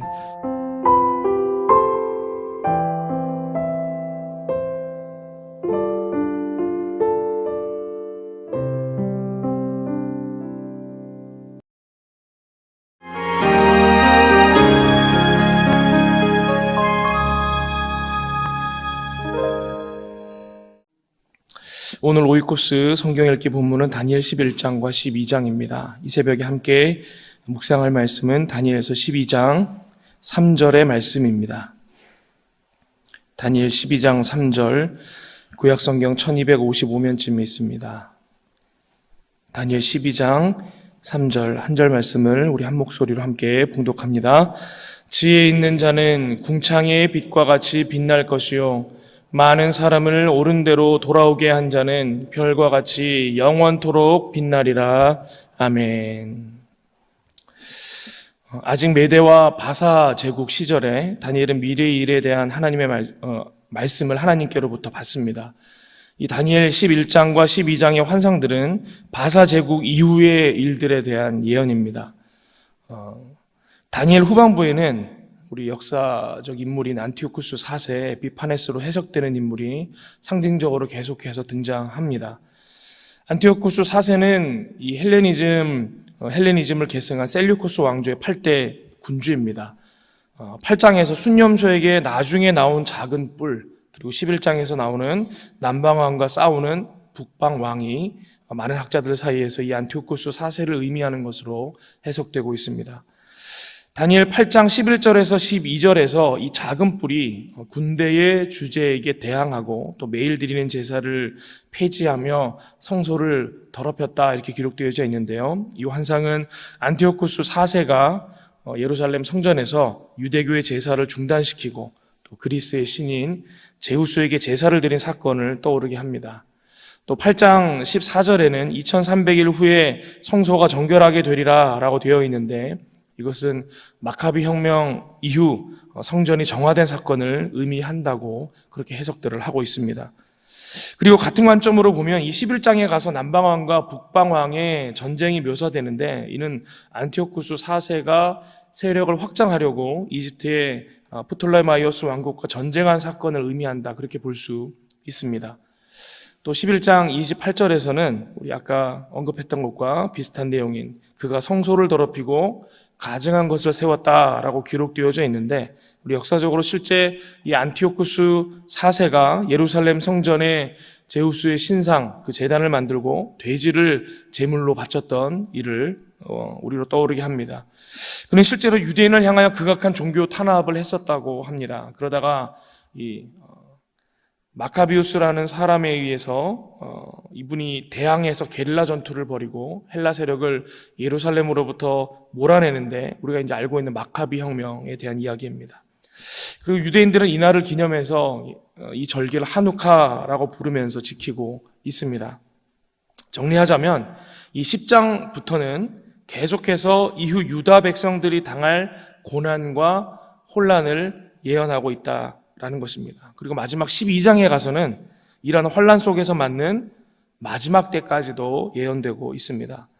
많은 학자들이 다니엘서에서 언급하는 끝날은 이 다니엘의 가까운 미래를 넘어 이 세상의 끝날, 다시 말해 종말을 의미한다 그렇게 보고도 있습니다.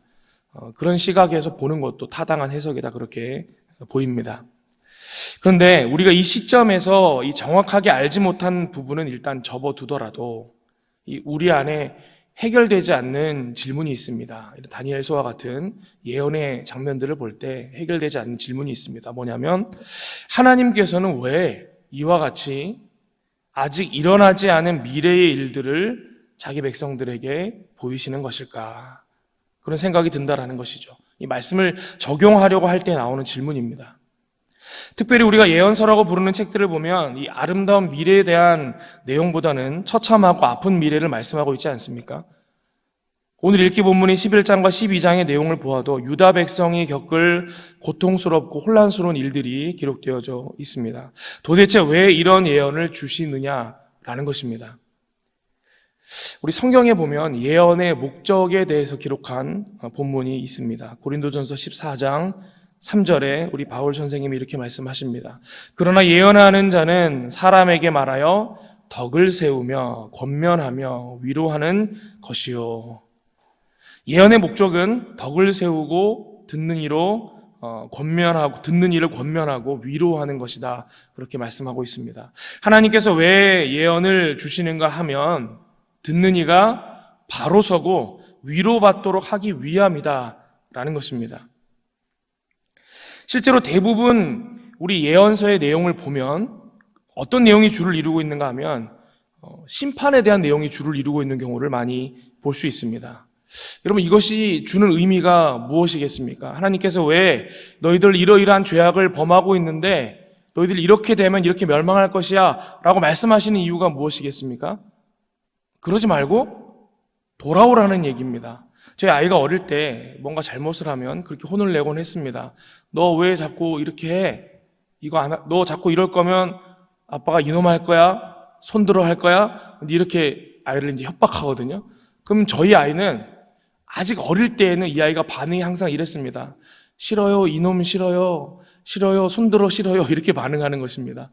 제가 이 아이에게 말할 때는 너 그렇게 하지 말아라 라고 한 말인데 이 아이의 눈에는 그 아빠의 마음은 들리지 않고 뭐가 들리냐면 이것을 함으로 인해서 받을 벌만 보이는 것입니다. 손들어 싫어요, 손들어 싫어요 한다라는 것이죠. 우리가 하나님의 마음을 이해하지 못하고 예언서를 보면 와, 하나님께서 자기 백성의 멸망을 예언하시는구나. 그냥 거기에 그칠 수 있습니다. 그러나 하나님의 그 속마음은 어디에 있습니까? 그것 하지 말고 돌이키라는 것입니다. 야, 이 녀석아, 너 이렇게 방 자꾸 어지럽히고 청소 안 할래? 너 이런 식으로 할 거면 집 나가. 엄마가 이렇게 말할 때 엄마의 속마음은 무엇입니까? 방 깨끗이 치우라는 것이죠. 그래야 해피엔딩으로 끝나지 않겠습니까? 그런데 아이가 우리 엄마가 나보고 집 나가래. 그리고 나가면 굉장히 골치 아픈 일이 발생한다라는 것입니다. 하나님께서 이스라엘 백성의 죄악을 지적하고 심판을 예언하실 때에는 돌이켜 돌아오라. 그들을 다시금 세우기 위함입니다. 또 오늘 다니엘의 환상과 같이 좀 다른 종류의 미래에 대한 말씀을 주실 때도 있습니다. 어떤 죄악을 이야기하고 그것에 대한 심판으로서의 미래를 예언한 것이 아니라 도대체 왜 그런지 모르는, 영문을 모르는, 알 수 없는 환란이 예언되는 경우가 있습니다. 오늘 다니엘서의 예언이 그렇습니다. 이것은 어떤 의미겠습니까? 마지막 때에 있을 환란을 미리 예언함으로 성도들로 당황하지 말라라는 것입니다. 너희들 앞으로 이러한 어려운 일들을 만날 거야. 그런데 그거 당황하지 마. 내가 다 계획한 것이야. 여러분, 우리가 이제 아들을 키울 때 그렇게 대학을 졸업하는 아이가 있다고 한번 생각해 보십시오. 아버지로서 아이를 권면하는 것입니다. 얘야, 네가 앞으로 살아갈 세상은 쉽지 않을 것이다. 너 이제 대학을 졸업했으니 군대도 가야 될 거야. 군대 가면 죽을 만큼 힘들다. 제대하면 끝날 것 같이 취업 준비하는 것 군대보다 더 힘들어. 그걸로 끝날 것 같이 회사 생활도 장난 아니야. 이게 미래에 대해서 어려운 일들을 막 예언하는 거예요. 왜 이야기합니까, 아버지가? 마음의 준비를 단단히 하라는 것이죠. 그 일들 너만 겪는 거 아니야. 모두가 겪는 거야. 당연한 거야. 인생은 그런 거야. 그 속에 네가 집중할 것은 고난을 묵상하고 괴로워하는 것이 아니라 그 속에서 네가 해야 할 일 붙들고 최선을 다하는 것, 그게 네가 할 일이야 라는 의미로 아버지가 이야기해 주는 것 아니겠습니까? 오늘 이 말씀을 본 이스라엘 백성들이 살면서 실제로 겪을 유다 백성의 환난을 만날 때 이거 하나님께서 미리 말씀하셨던 것이지, 맞아, 이 모든 것이 하나님의 계획 아래에 있는 것이야. 그래, 우리 여기에 집중하며 괴로워할 이유 없어. 하나님의 뜻이 있는 거야. 우리는 우리에게 주신 사명에 집중하면 돼 라고 권면하여 고난 중에 있을 자기 백성을 위로하고자 하는 의미로 하나님께서 이러한 예언을 주신다라는 것입니다. 그럼 이 말씀을 우리에게로 좀 가져와서 적용해 보겠습니다. 하나님께서는 자기 백성이 환난 중에도 소망과 용기를 가질 것을 바라시지 않습니까? 그러므로 환난 중에 있을 때 우리 집중할 것 무엇이라고 말씀드렸습니까? 환난이 아니라 그 속에서 우리는 어디에 집중하고 어디에 최선을 다해야 하는가, 그것이겠죠. 그리스도인들의 영광이 무엇인지 거기에 집중하는 것, 그것이 우리의 해야 할 일일 것입니다. 여러분, 환난 중에서 믿음의 백성들이 해야 할 것은 믿음을 지키는 것입니다. 그리고 더 나아가 고난 중에서도 사명을 다하는 것입니다. 그것이 믿음의 백성들이 해야 될 일입니다. 오늘 우리가 읽은 다니엘서 12장 3절, 말세에 이를 때의 장면을 지금 말씀하시면서도 뭐라고 말씀하시느냐? 지혜 있는 자는 궁창의 빛과 같이 빛날 것이요, 많은 사람을 옳은 대로 돌아오게 한 자는 별과 같이 영원토록 빛나리라.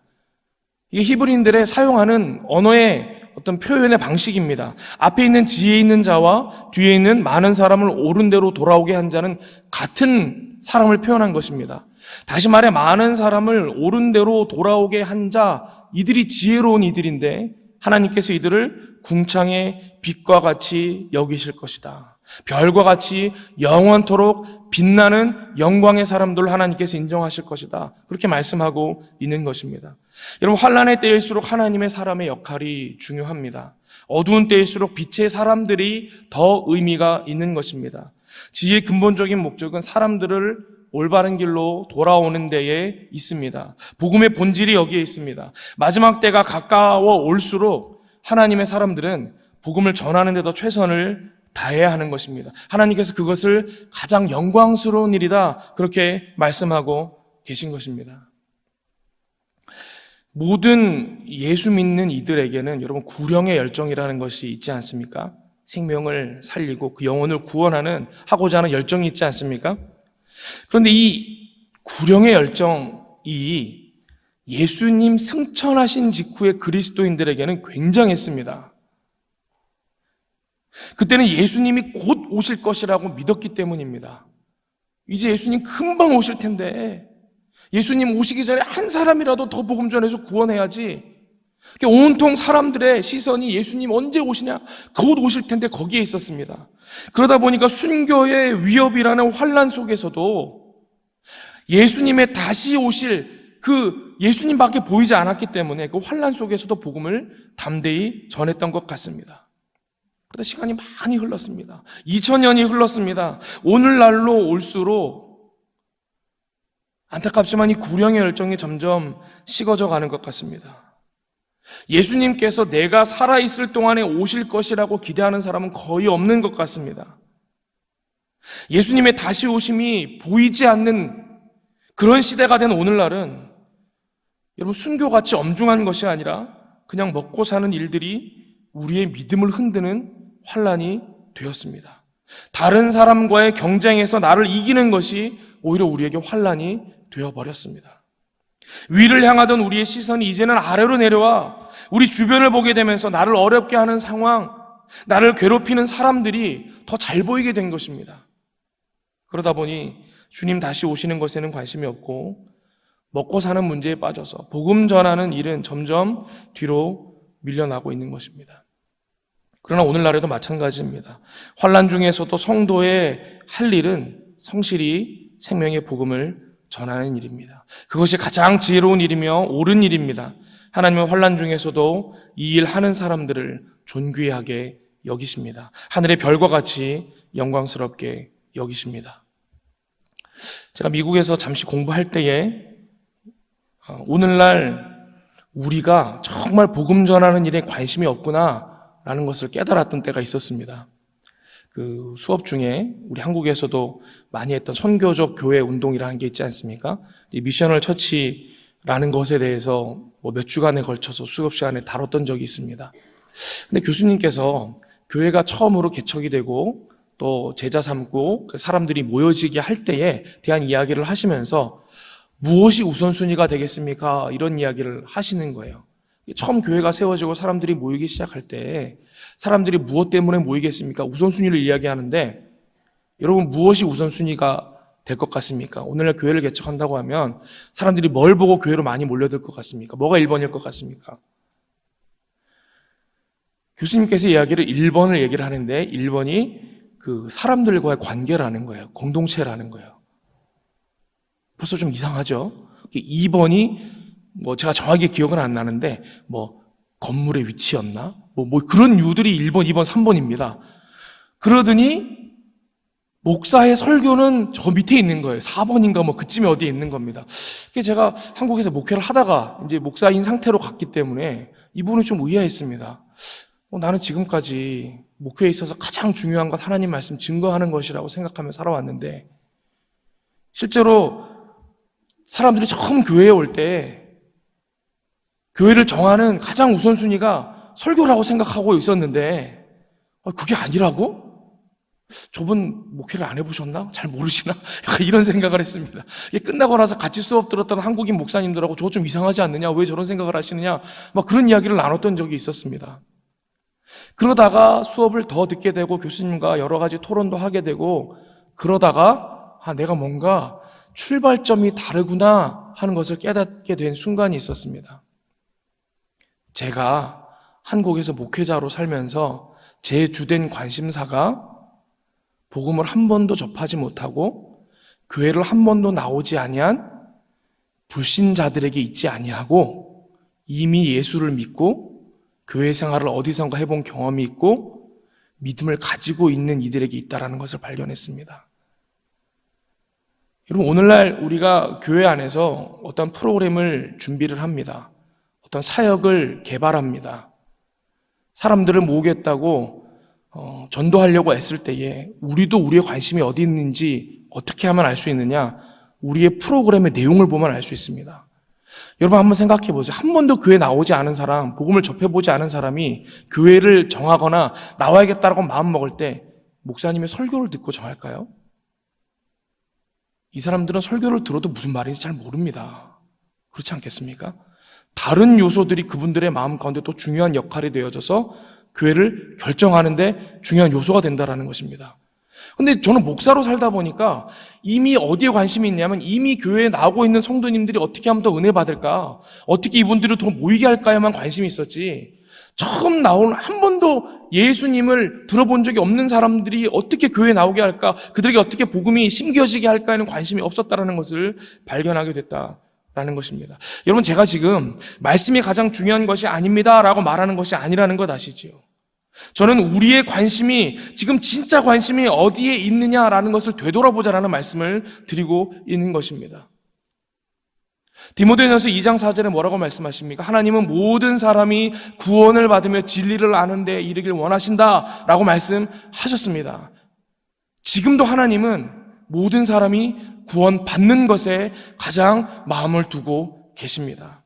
여러분, 말세에 가까울수록 우리 주님은 복음 전하는 자들을 가장 존귀하게 여기십니다. 영광스럽게 여기십니다. 그러니 세상 끝에서 복음 전하는 것이 우선순위인 이들이 정말로 지혜로운 자들이겠죠.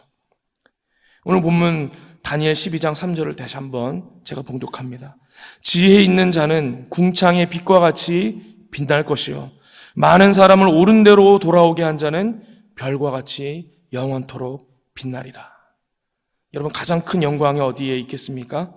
죄인들이 하나님께로 돌아오는 것에 있습니다. 그래서 하나님은 죄인들이 하나님께로 돌아오게 하는 이들을 존귀하게 여기시고 영광스럽게 여기시는 것입니다.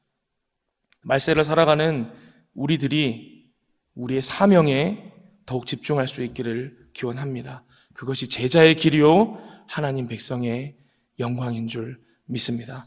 오늘도 하나님 말씀 붙들고 살아가는 저와 여러분들이 우리 주변에 복음 접하지 못했던 이들에게 우리의 마음을 두고 그들의 마음 가운데 복음이 심겨지도록 하는 일에 더 열심으로 기도하고 더 열심으로 힘을 내는 은혜가 있기를 기원합니다. 함께 기도하겠습니다.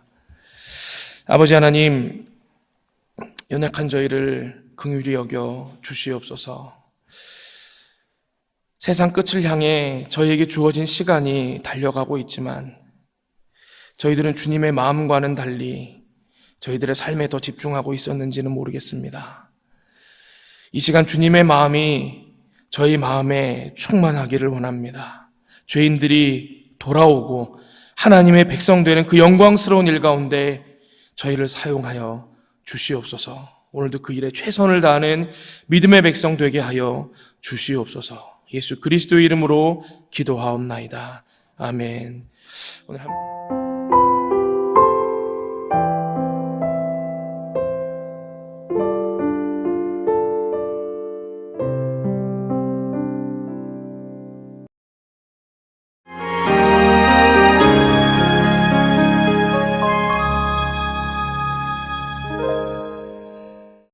오늘 오이코스 성경 읽기 본문은 호세아 1장에서 7장까지입니다. 이 새벽에 호세아 6장 1절에서 3절까지의 말씀 함께 묵상하도록 하겠습니다. 호세아 6장 1절부터 3절까지의 말씀 우리 한 절씩 교독하시고 3절 세 번째 절은 합독하겠습니다. 구약성경 1261면 호세아 6장 1절에서 3절까지 말씀 교독합니다.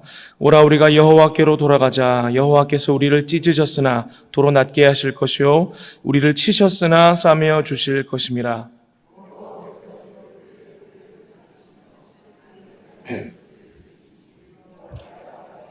함께 봉독합니다. 그러므로 우리가 여호와를 알자. 힘써 여호와를 알자. 그의 나타나심은 새벽빛같이 어김없나니 비와 같이 땅을 적시는 늦은 비와 같이 우리에게 임하시리라 하니라. 아멘. 호세아는 이스라엘의 여로보암 2세 때 활동했던 선지자입니다. 오늘 함께 읽은 본문은 영적인 음란함과 사회의 윤리와 도덕적으로 패역했던 그러나 결코 제대로 회개가 없었던 이스라엘을 향해 호세아 선지자가 외친 소리입니다. 오늘 읽었던 본문을 오늘날의 표현으로 좀 바꿔서 읽는다 그러면 이런 느낌일 것 같습니다. 우리가 진정으로 하나님께 돌아가면 상한 우리를 회복시키실 것이다. 다시 살리실 것이다. 제발 하나님을 알자. 하나님의 마음을 힘써 알자. 우리가 상한 심령으로 간절히 하나님을 찾을 때 하나님은 반드시 우리에게 임하시는 분이심을 알자. 여러분 어떤 하나님이시길래 이 선지자는 제발 좀 하나님을 알라라고 호소하는 것일까요? 하나님이 정말 어떤 분인지 안다면 하나님이 우리에게 무엇을 원하시는 분이신지 그 마음을 안다면 하나님과 이스라엘의 관계는 이렇게 되지 않았을 것입니다. 호세아 선지자가 이토록 제발 좀 알라고 호소한 우리 하나님은 어떤 분이시겠습니까? 우리를 향한 하나님의 진짜 마음은 어떠하겠습니까? 오늘 읽기 본문 범위 안에 있는 내용들을 토대로 한번 하나님의 마음을 우리 헤아리는 시간 갖기를 원합니다. 첫 번째입니다. 하나님은 하나님도 사랑하는 것을 가증히 여기시는 분이시다라는 것입니다. 1장에서 3장까지의 내용을 보면 이 음란한 여인 고멜과의 결혼 생활을 통해서 하나님을 알지 못하고 돌이 아프게 한 이스라엘의 죄악의 내용들이 나옵니다. 이 속타는 하나님의 마음을 잘 이해시키시려고 비유긴 비유인데 호세아 선지자로 하여금 음란한 여인 고멜과 결혼하도록 하셔서 정말 생생한 비유로 그 메시지를 전하고 있는 것입니다. 왜냐하면 우리 하나님은 하나님도 사랑하는 것을 가장 싫어하시기 때문입니다. 우리 남녀가 서로 연애를 합니다. 그러면 두 연인 사이에 좋은 것도 있겠지만 서로의 마음을 아프게 하는 일들도 많이 있지 않겠습니까? 여러분 상대의 마음을 가장 아프게 하는 연인의 행동이 있습니다. 그것이 무엇이겠습니까? 우리가 사람들 사이에서 가장 큰 죄라고 말하는 여러분 살인죄 같은 것도요. 사랑하는 연인이 한 행동일 때는 우리가 생각하는 것만큼 그렇게 나를 화나게 하거나 상처 주지 못합니다. 어느 날 갑자기 사랑하는 연인이 한밤중에 허겁지겁 찾아왔습니다. 당황한 표정으로 그러는 거예요.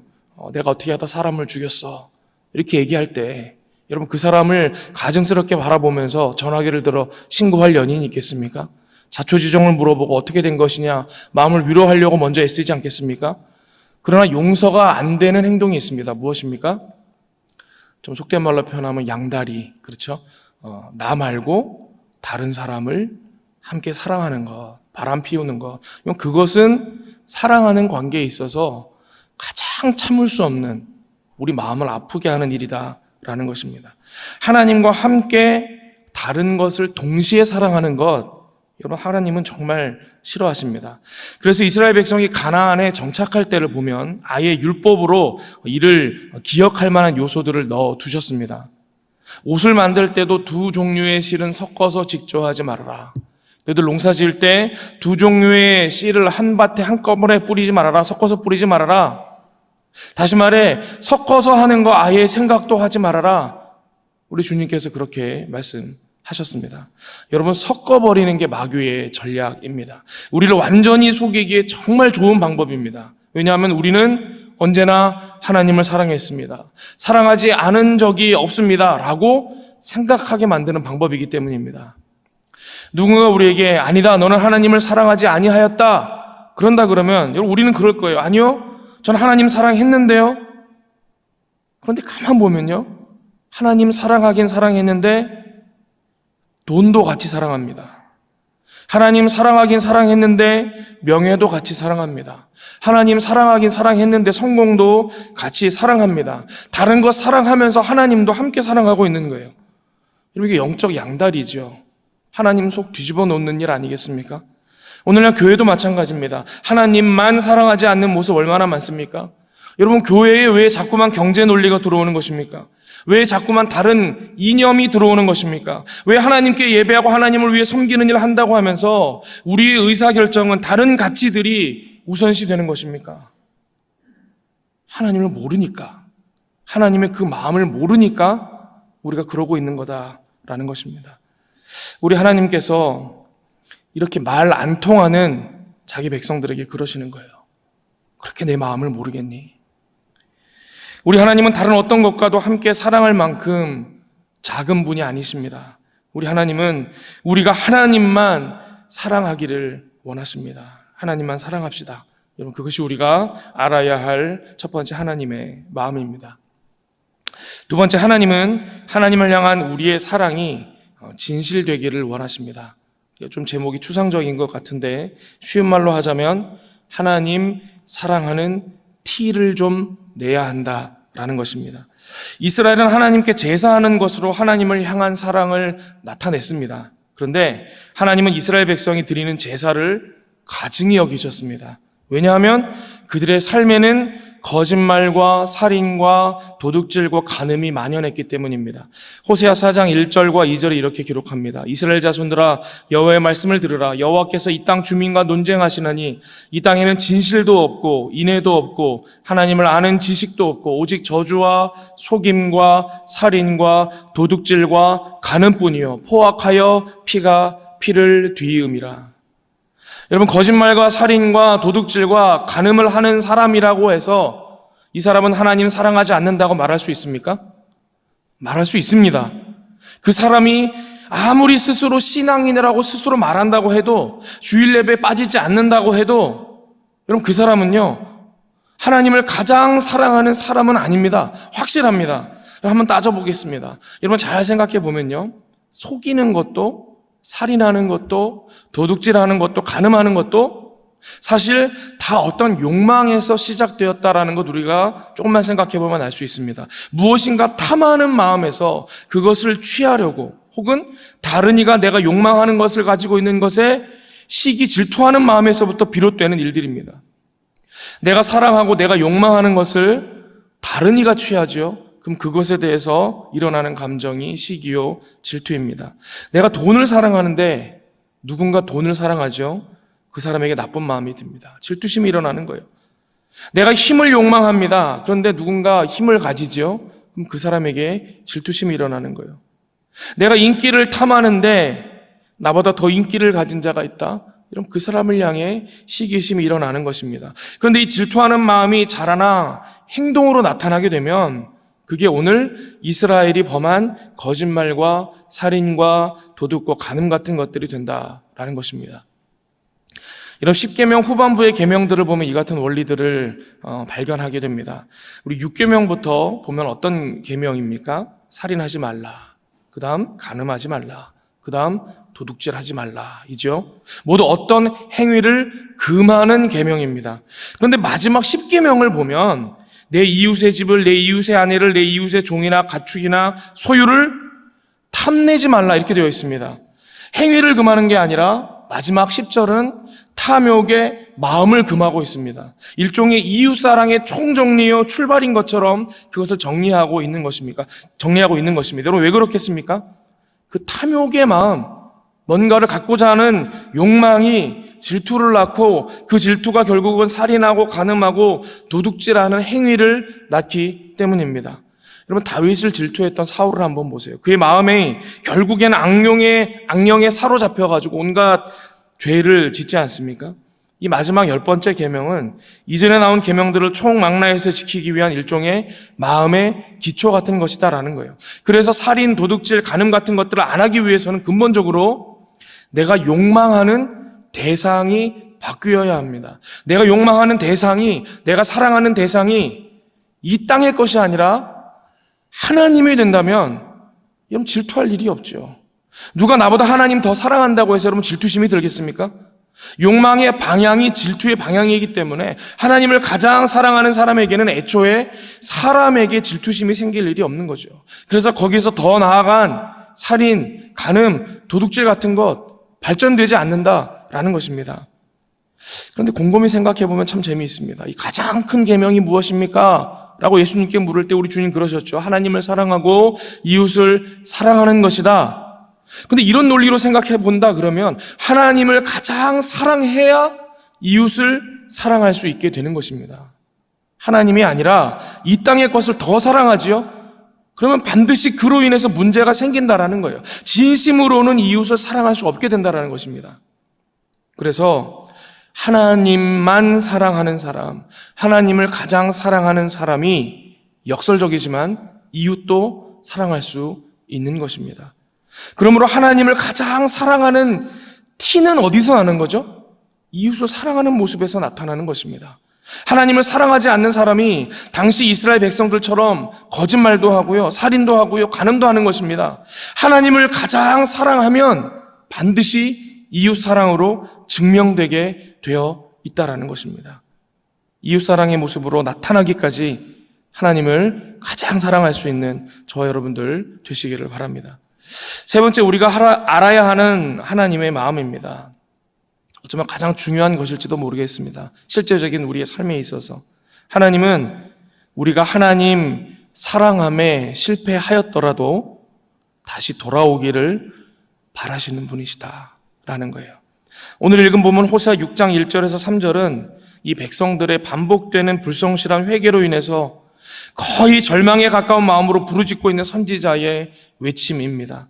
당시 이스라엘의 상태가 얼마나 심각했던지 오늘 본문의 뉘앙스는 내가 이렇게 외친다고 해서 백성들이 정말로 돌아와 전심으로 회개할 것인가? 라고 생각하는 선지자의 마음이 담겨져 있는 느낌이 따르는 거죠. 그런데 우리가 반드시 기억해야 할 것, 여러분 우리의 사랑은 실패해도요 하나님의 사랑에는 실패가 없다라는 것입니다. 로마서 5장 8절에 이렇게 기록합니다. 우리가 아직 죄인 되었을 때 그리스도께서 우리를 위하여 죽으심으로 하나님께서 우리에 대한 자기의 사랑을 확증하셨느니라. 하나님은 우리가 여전히 죄 가운데 있을 때에도 아들을 대신 죽게 하실 만큼 우리를 사랑하시는 분이십니다. 그렇게 우리가 아무리 실패를 반복하더라도 돌아온다면 다시 품으시고 다시 해보자고 말씀하신다. 그런 분이시다라는 것입니다. 여러분 요나가 니느웨로 가서 하나님의 마음을 선포했을 때를 한번 보세요. 그 극악 무도했던 아수르인들도요 하나님께 전심으로 돌아와 회개하니까 하나님께서 살려주시잖아요. 다시 기회를 주시잖아요. 여러분 하나님의 이 마음을 모르면요 우리는 하나님께 돌아올 수 없습니다. 죄라는 것은 그 속성이 자꾸만 숨도록 하는 속성을 가지고 있어요. 여러분 아담이 불순종하는 죄를 지었을 때 어떻게 했습니까? 하나님을 피해서 숨어 다녔습니다. 여러분 사람들 사이도 마찬가지죠. 우리가 누군가에게 잘못한 게 있죠. 그 사람 피해 다니게 됩니다. 여러분 죄라는 것이 속성이 그렇다라는 거예요. 그래서 다시 돌아오기를 언제나 기다리시는 그 하나님의 마음을 모르는 사람들은요 죄 중에 있을 때 복귀하는 것이 쉽지 않습니다. 하나님의 마음을 알아야 돌아갈 수 있다는 거예요. 우리 두 아들 비유, 탕자 비유에 여러분 탕자 여러분 아시죠? 이 탕자가 어떻게 아버지께로 돌아갔습니까? 누가복음 15장 17절에 이렇게 기록합니다.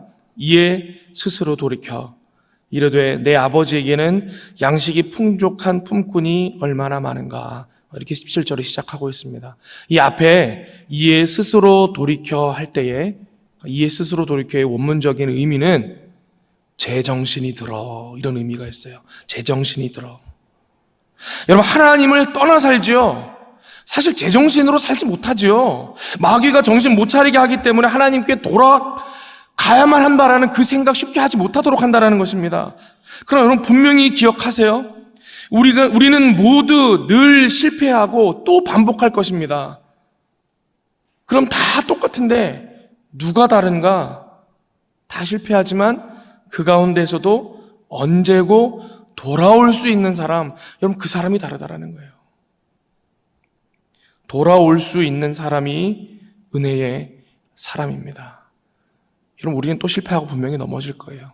그러나 우리가 돌아가면 다시 품으시고 다시금 시작할 수 있도록 기회를 주시는 그 하나님을 기억하실 수 있기를 바랍니다. 오늘 말씀을 정리합니다. 여러분 하나님을 알고 그 마음을 헤아릴 수 있어야 하나님을 원하시는 사랑할 수 있습니다. 하나님은 하나님도 사랑하는 것 가증히 여기십니다. 하나님만 사랑하실 수 있기를 바랍니다. 또 우리가 하나님을 사랑하면 반드시 이웃 사랑으로 드러나게 되어 있습니다. 그것이 하나님을 가장 사랑한다라는 증거이기 때문입니다. 마지막으로 그 사랑에 실패했더라도 하나님께로부터 도망하는 것이 아니라 언제고 다시 돌아오기를 기다리시는 분이 우리 하나님이라는 것 기억하실 수 있기를 바랍니다. 돌아가면 다시 시작할 수 있습니다.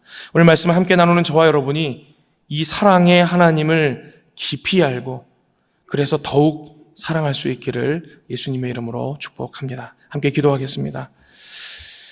아버지 하나님, 오늘도 하나님 말씀을 통하여 하나님의 마음을 다시금 생각하고 숙고하고 돌아보게 하시니 감사합니다. 우리는 하나님 사랑한다라고 입술로는 고백하지만 정작 하나님이 어떤 분인지 그 하나님의 마음은 깊이 알지 못하는 연약한 사람이었음을 깨닫게 됩니다.